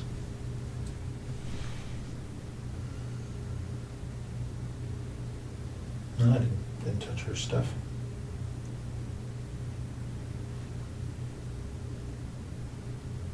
What do you mean you didn't touch her stuff? I mean, you touched her underwear, but... Yeah. So- But nothing else. Okay. Did you take any of the underwear with you that night? Yeah, a few pieces. And where did you find the underwear when you went in? In her drawer. Was it clean? Was it used? Or, Clean. um, anything else you can remember doing that evening? That you... No. All right. So, after that first visit, did you return again before meeting up with her? No. Okay. So, which day did you go to her house when she was there? Well, the night before I went to Ottawa, so I think that was Monday night. All right. So let's walk through that. What time do you think you got there? About 11 or so, probably. 10:30, 11. Okay.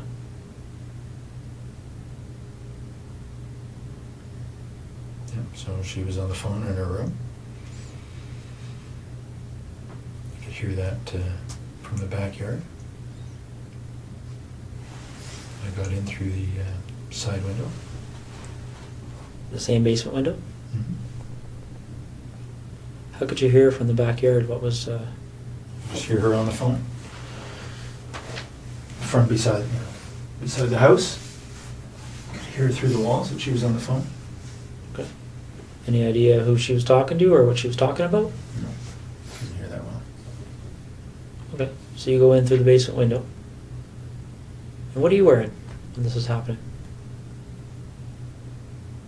A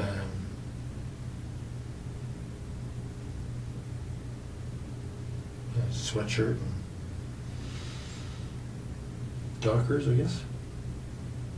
And the 2 pieces on my head. Okay. And where are those 2 pieces now? Pieces that you wore on the head? They're probably in my bag, in my luggage bag in Edison, the bedroom. What does your luggage bag look like? It's a blue duffel bag type thing. It's right beside the bed. Okay. Is it the only blue duffel bag in your bedroom? Mm-hmm. And these pieces, what do they look like again? It's a blue headband. Okay. Standard blue, winter headband. And black skull cap type thing. Okay. Any insignias or anything on them? Yeah, there are, but I don't know what they are. Do you The know? blue headband has something stitched,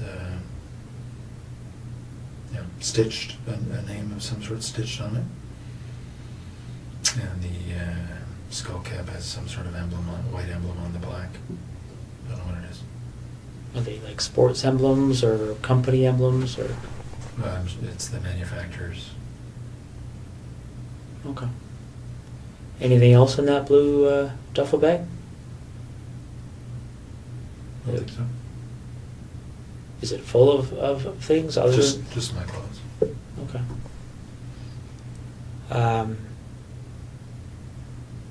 So you go in. Do you remember what you had on your feet?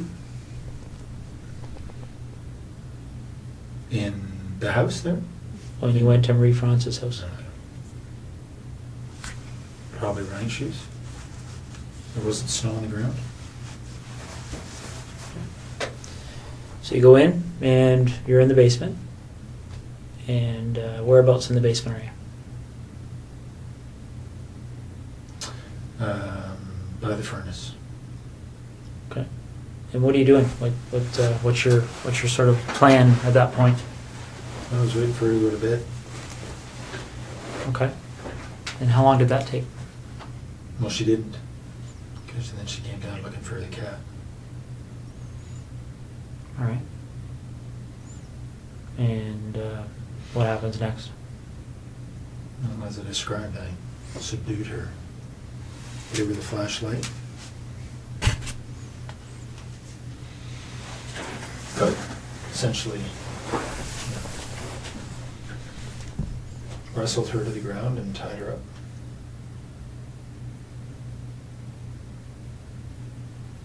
Okay. And what did you use to tie her up? Same rope, green rope. It's in tweed. Is it just green or like how long is this piece of rope? It's probably 20 feet. It's a boat rope. It's got some red specks in it, I think. Okay. Is there lots of ropes in tweed, or is this probably the only rope? No, this there are two lengths. 2 lengths of the same green rope? And were they both used?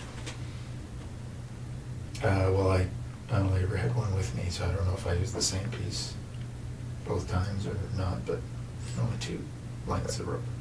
Okay. So you tie her up. How did you tie her up after you subdued her? Okay. And what is she wearing at that point? She wasn't wearing anything to start with. So when she came down to the basement, she had no clothes on? Mm-hmm. She had some sort of a shawl over her shoulder. Okay. Which she immediately dropped when she saw me. Did she say anything when she saw you? She did. She called out, "You bastard." Okay. And then what happened? subdued her as I described. By hitting her with that red flashlight? Mhm. Okay. Although they were more glancing blows, cut her skin, but weren't doing much else. Okay. She fell over and then I subdued her. She tripped. How did you tie her at that point? Like, I know you used the rope, but what did you tie her up like? Just told her to put her, I pulled her hands behind her back and just tied her wrists together. Okay. And then what happened after that? Then I took her upstairs.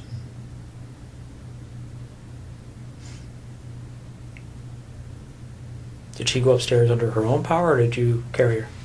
No, she passed out on the stairs, and then I carried her up. Why do you think she passed out?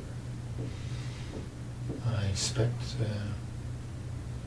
from the hits to her head. So you carried her up to where? To her bedroom, put her on the bed. Okay. And then what happened?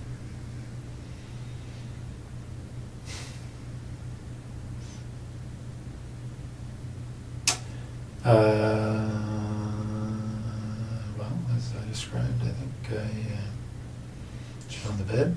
I raped her over a period of time. Okay. And again, just to be specific, what sex acts took place? Just vaginal. Your penis in her vagina?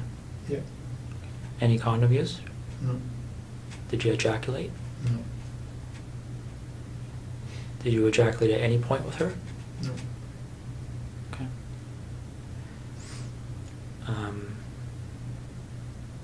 But just before I forget, I think I asked you, don't mean to bounce around on you here, Russ, but with Jessica, I asked you about ejaculation. You said you didn't at that point. When did you ejaculate with Jessica? The second time or third time that I had her for oral sex. And was that at her residence or yours? Hers. Okay. Any other times that you ejaculated with her? No. Okay. When you ejaculated with Jessica, did you use anything to clean up, or? No. No. What happened to the ejaculate? She swallowed it. Okay. So getting back to Marie France, it's just straight vaginal sex, no condom, no ejaculation. Is that right? Yep. Okay. How long does that go for? Like, how long were you engaged in that activity? Well, hour and a half, 2 hours, I guess. Okay. And then what happens next? Well, as I described, I suffocated her using duct tape.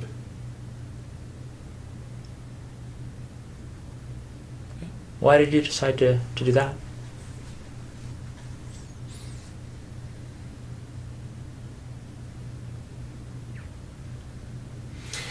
Well, again, because of the pictures. As I described to you, it would have. It was going to be a pretty straight line back to Tweed. Okay. But why did you decide to use that method versus something else?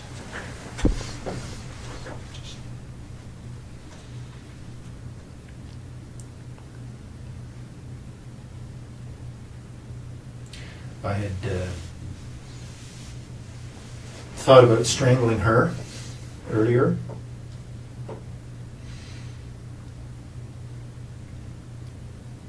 That's on the video. What is? My, well, it was a short-lived attempt because she struggled quite a bit.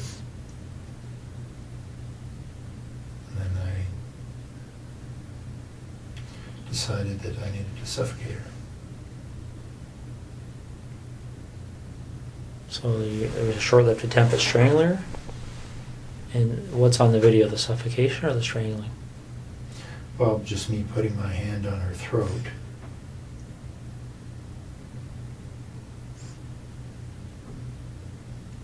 And then her responding.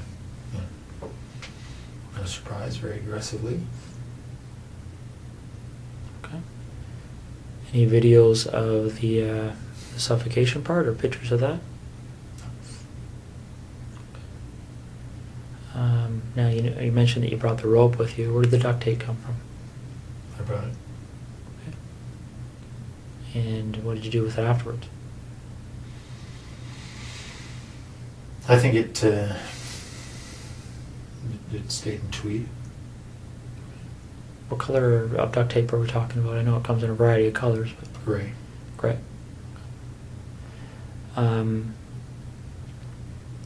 So before the suffocation, obviously, how long do you think you were with her from the point, well, how long do you think you were in that house from the point you went in that window to the point you left? Probably 4 hours. Okay. So, correct me if I'm wrong, did you say you got there at 11? Or around 11? I think that's right. Okay. So, you left around 3 in the morning? Well, I was in the basement for quite a while before she came down. She wasn't going to bed. So I was probably in the basement for 30, 40 minutes. Okay. So by the time she saw me, it was probably closer to midnight. All right. But I didn't have a watch on, so I'm not sure. Any gloves?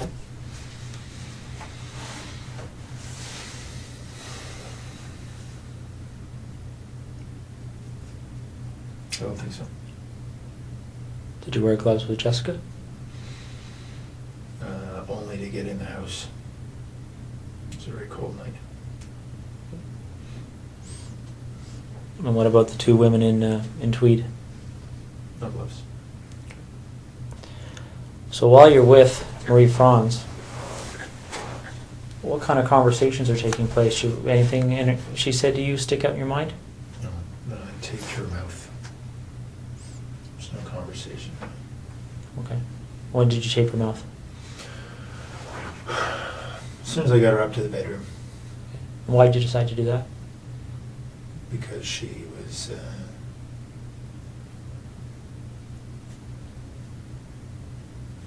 quite aggressive. In what way? I was confident she would have screamed given the chance. What way But was she did initially, Did she? Okay. in the basement. So in what way was she aggressive? Well, just in, when she discovered me, she was very vocal, screamed quite a bit, until I'd subdued her, so I expected she would scream again, given the chance. Okay. Do you remember how you left her residence? Back door. Patio door. Okay. Did you take anything with you that night? Some of her underwear. Anything else? No. All right. Did you do anything else to try and cover your tracks with Marie Franz?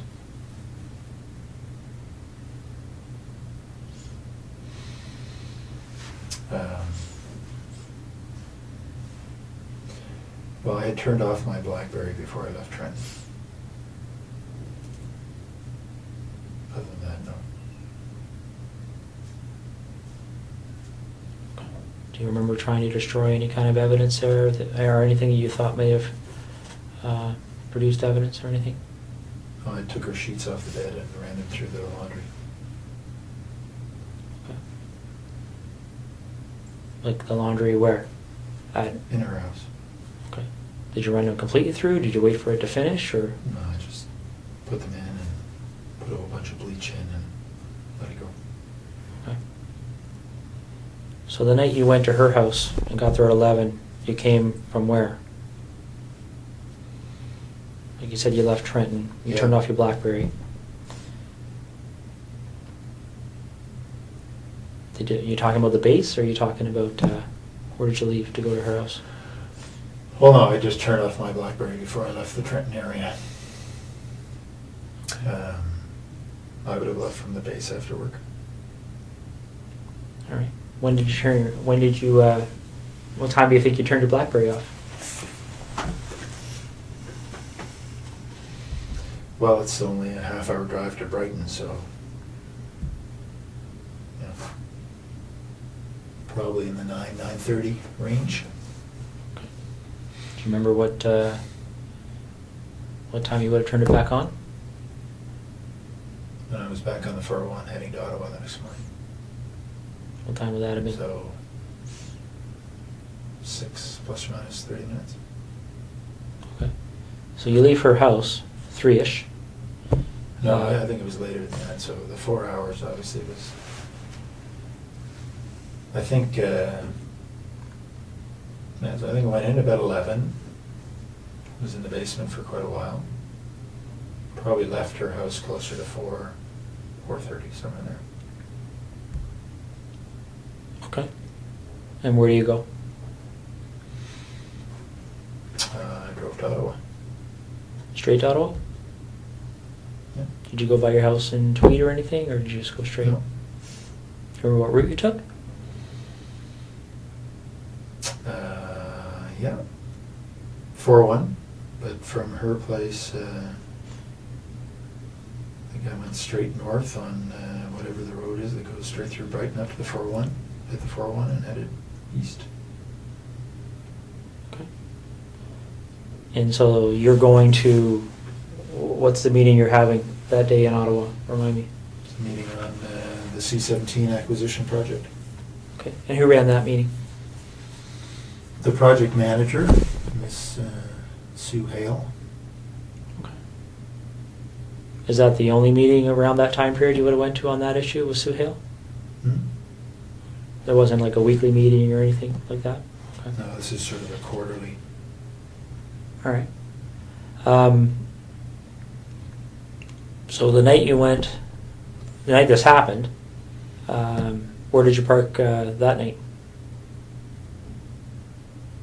As I said, across the gravel little roadway, it's probably the same road. Okay. Similar location to the first night? Yep. All right. Same vehicle? Yeah, truck. Okay. All right. Okay, let's talk about seeing as we're going backwards in time here, why don't we talk about the second incident in Tweed? With Laurie Massacati. And it's at 76 Cozy Cove.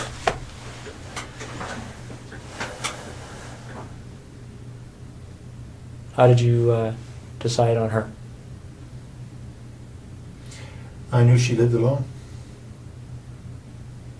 That's it. How did you know that? She lived 3 doors down and didn't know her, but I knew she was pretty lone. She had a boyfriend and hadn't been around. So.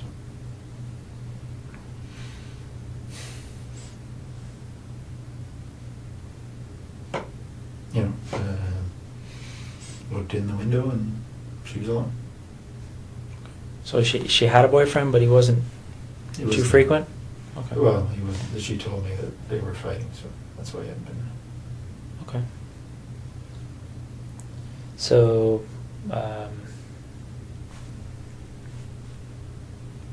did you look in her house before the night that this this incident happened, or when did you do Yeah, that? I had been in within the week. Probably a couple of nights earlier. What did you do that night? I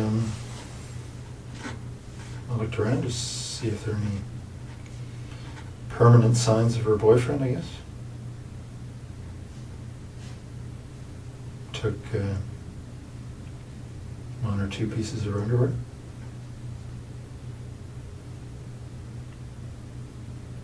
That's all. Okay. So the night you go there, when the incident happens, do you remember what time that was?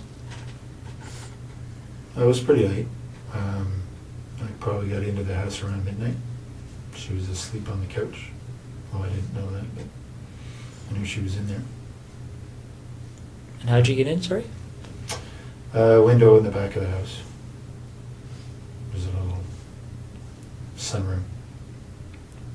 Was it just something you had to slide, or how did you I had get to that? remove the screen and slide it up. Okay. So I got into the house and she was asleep in front of the TV.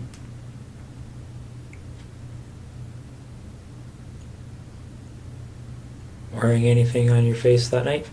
Yeah, same things. Okay. The headband and the cap? Okay. What kind of clothes did you have on? Just dark sweatshirt or pants. Right. So she's asleep on the couch, you're in there, and then what happens? We have been through this, eh? I know. I struck her with the flashlight, thinking it would knock her out. It didn't. We struggled. I subdued her. Took some pictures. Left. It's probably in the house about 2.5 hours. It's a pretty short description for 2.5 hours. Well, we talked. I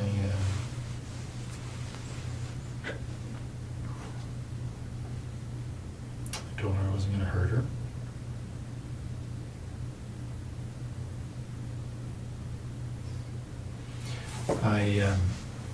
I told her that there were other guys in the house robbing her. My job was just to control her.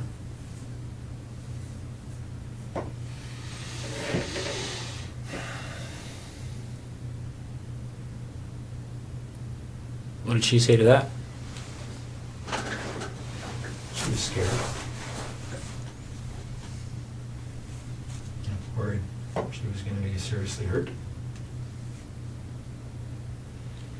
Did she say that, or did you just assume that? No, she said that. She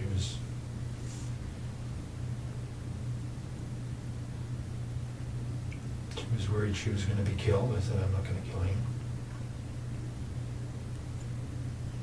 What did you do with, you said you took pictures of her, clothed, unclothed? Both. Clothed initially and then unclothed. Are you in any of those pictures? I don't think so.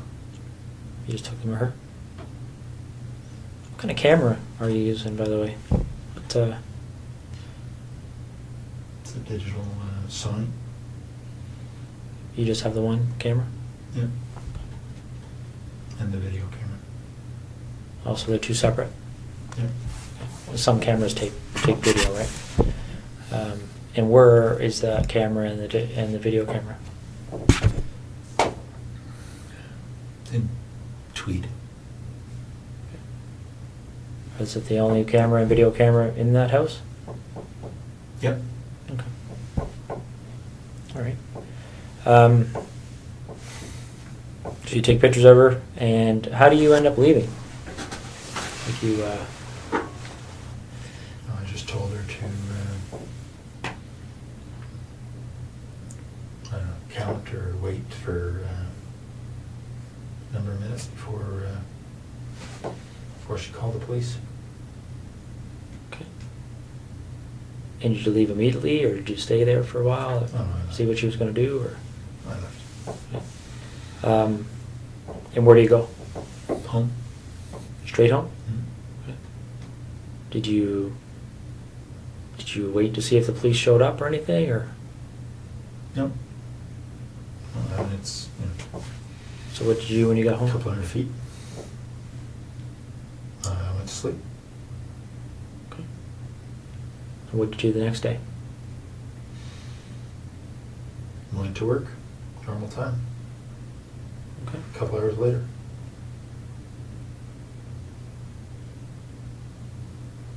All right.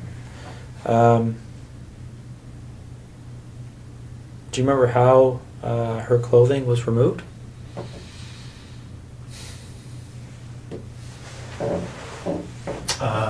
Well, because her hands were tied behind her back, I think I cut off her top and then pulled off her bottom. What did you use to cut her top?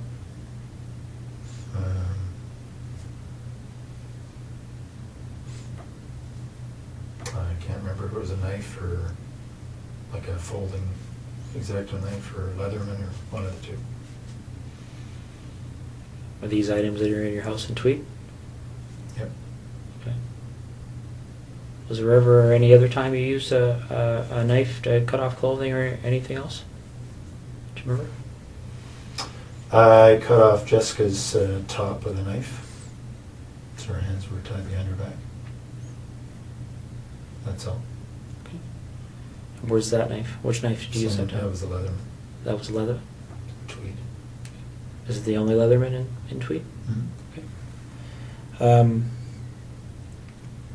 So on the 16th of September, when you went in that night, was that the first time you'd been in her house? Yep. Okay. And why her? Just because I'd seen her and she was cute. That's it. Okay. So there was no... you didn't go into her house before that night? No. All right. So you go in, and how'd you get into her house? Side window. The was not locked. Cut the screen, slid the window, crawled in. Okay. And what you're wearing? Same. Sweatshirt, dark pants. The same hat and... Mm-hmm. Okay. And where do you find... In bed, asleep. Okay. And what do you do?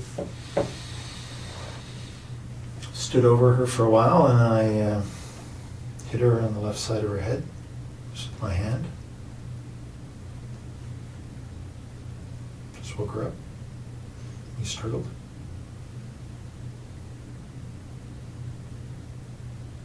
You know, just lay on her.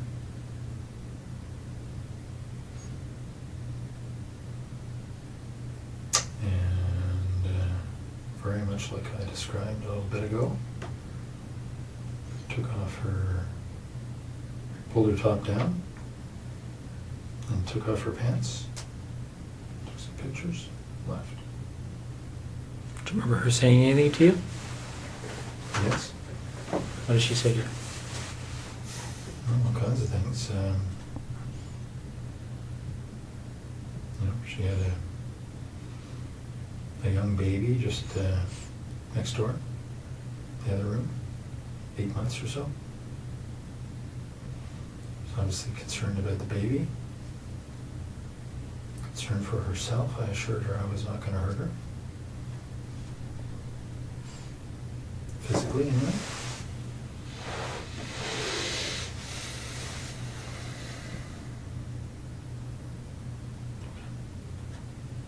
Okay. Any underwear taken from or Lori? Yep, both. And where would they be located? In Tweed.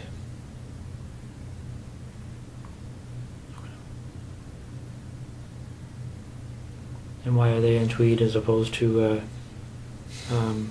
Marie Franz and Jessica's underwear?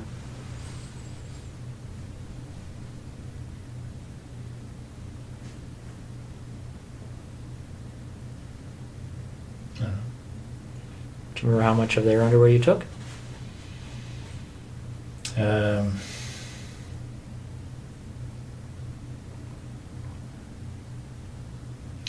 Not very much from Lori.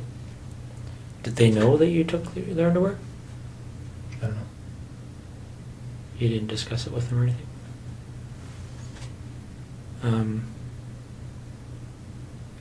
So where in Tweed would their underwear be?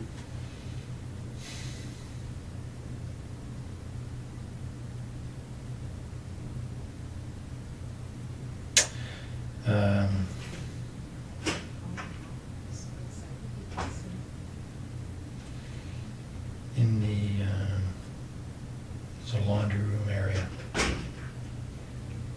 Okay. just between the house and the garage. Right?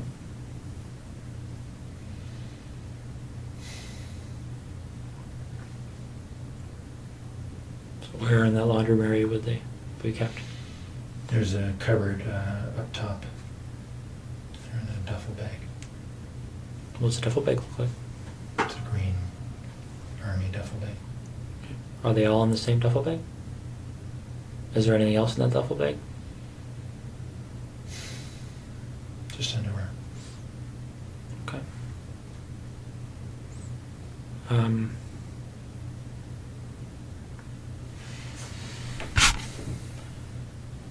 When these pictures are looked at, you talked about being in Marie Franz's underwear on the first night you went in. Did you take photographs of that? Yep. What about anybody else's underwear? Yep. Photos. Of you in their underwear? Mm-hmm. And where were those photos taken?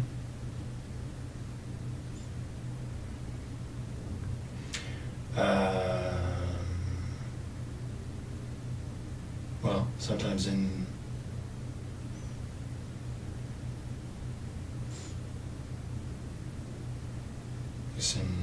Marie France's case, in her house.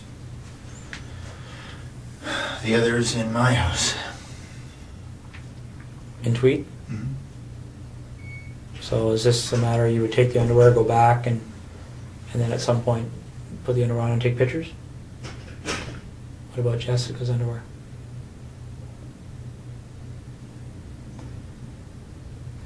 She's only her, right? So you don't have pictures of you and her underwear? No. All right.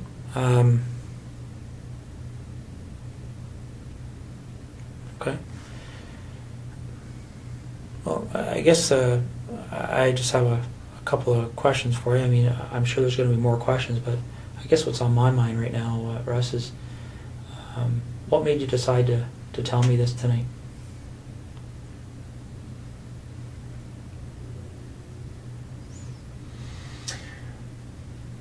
Mostly to make my wife's life easier.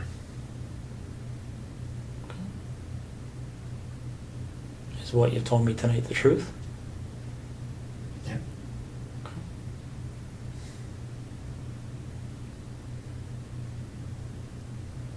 How do you feel about what you've done? Like what?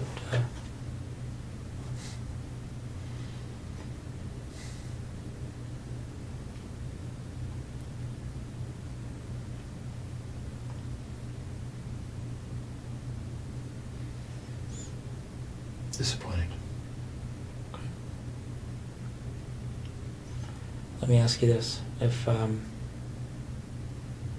this didn't come to the point it's at right now, if for whatever reason you didn't end up on our radar, so to speak, do you think it would have happened again?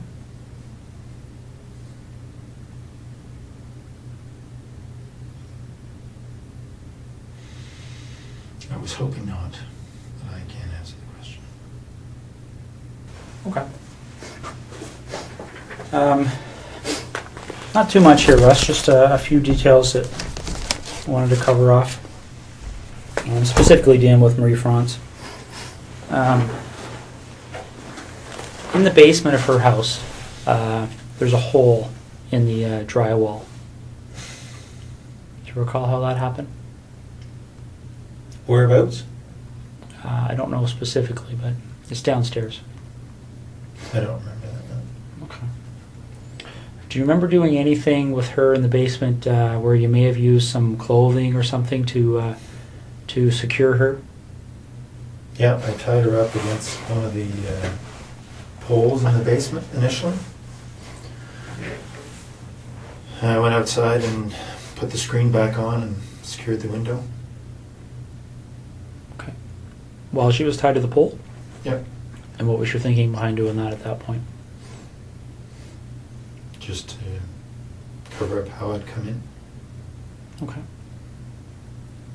Now, by the time she's tied to that pole, is that in the very initial few minutes kind of thing of the confrontation, or? That was shortly after I'd subdued her and tied her up, yes. Okay. Does she have the duct tape on her mouth yet?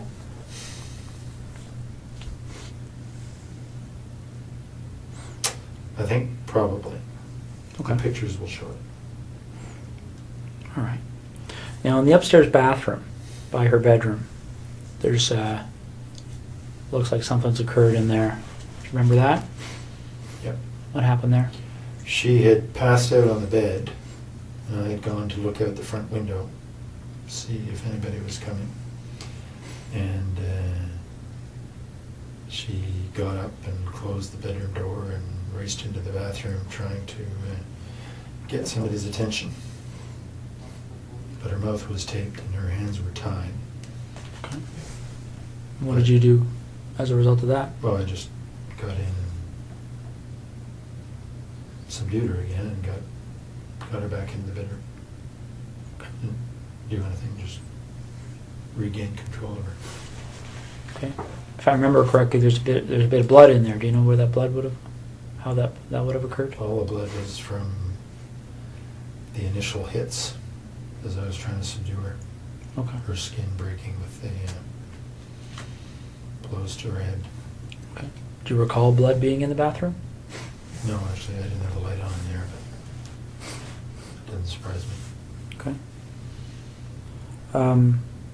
There's a pair of underwear and some socks on the floor of that bathroom that belonged to her. Do you remember how they got there? Do you remember seeing them? See them. Okay. What do you recall doing to her breasts?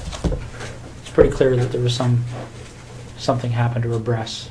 Do you remember what that might have been? No, I certainly touched her breasts. I didn't do anything to hurt them.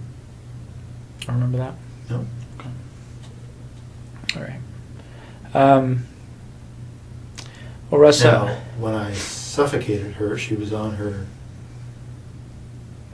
front, so may have been something there. But What do you mean? well, she was lying on the floor in the bedroom as I suffocated her, and obviously struggled. May have been in there that something happened, but I didn't do anything specific to her breasts. Okay. So when you suffocate her, that's when you had the duct tape over her mouth and nose, Mhm. and that's on the floor. Yep. And then what happens after that? Well, she died, and I then took the duct tape off her head and put her on the bed and covered her up with duvet. Okay. And what was your thinking behind doing that?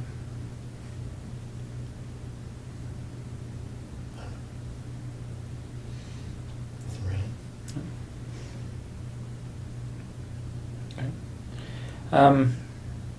As you might expect here, Russ, certainly even now, one of the Ottawa investigators mentioned to me that there's a number of incidents that have gone unsolved over the years. Can I was going to get into that. Can I go to the washroom quickly? Yeah, I can get somebody to take you to the washroom. Okay.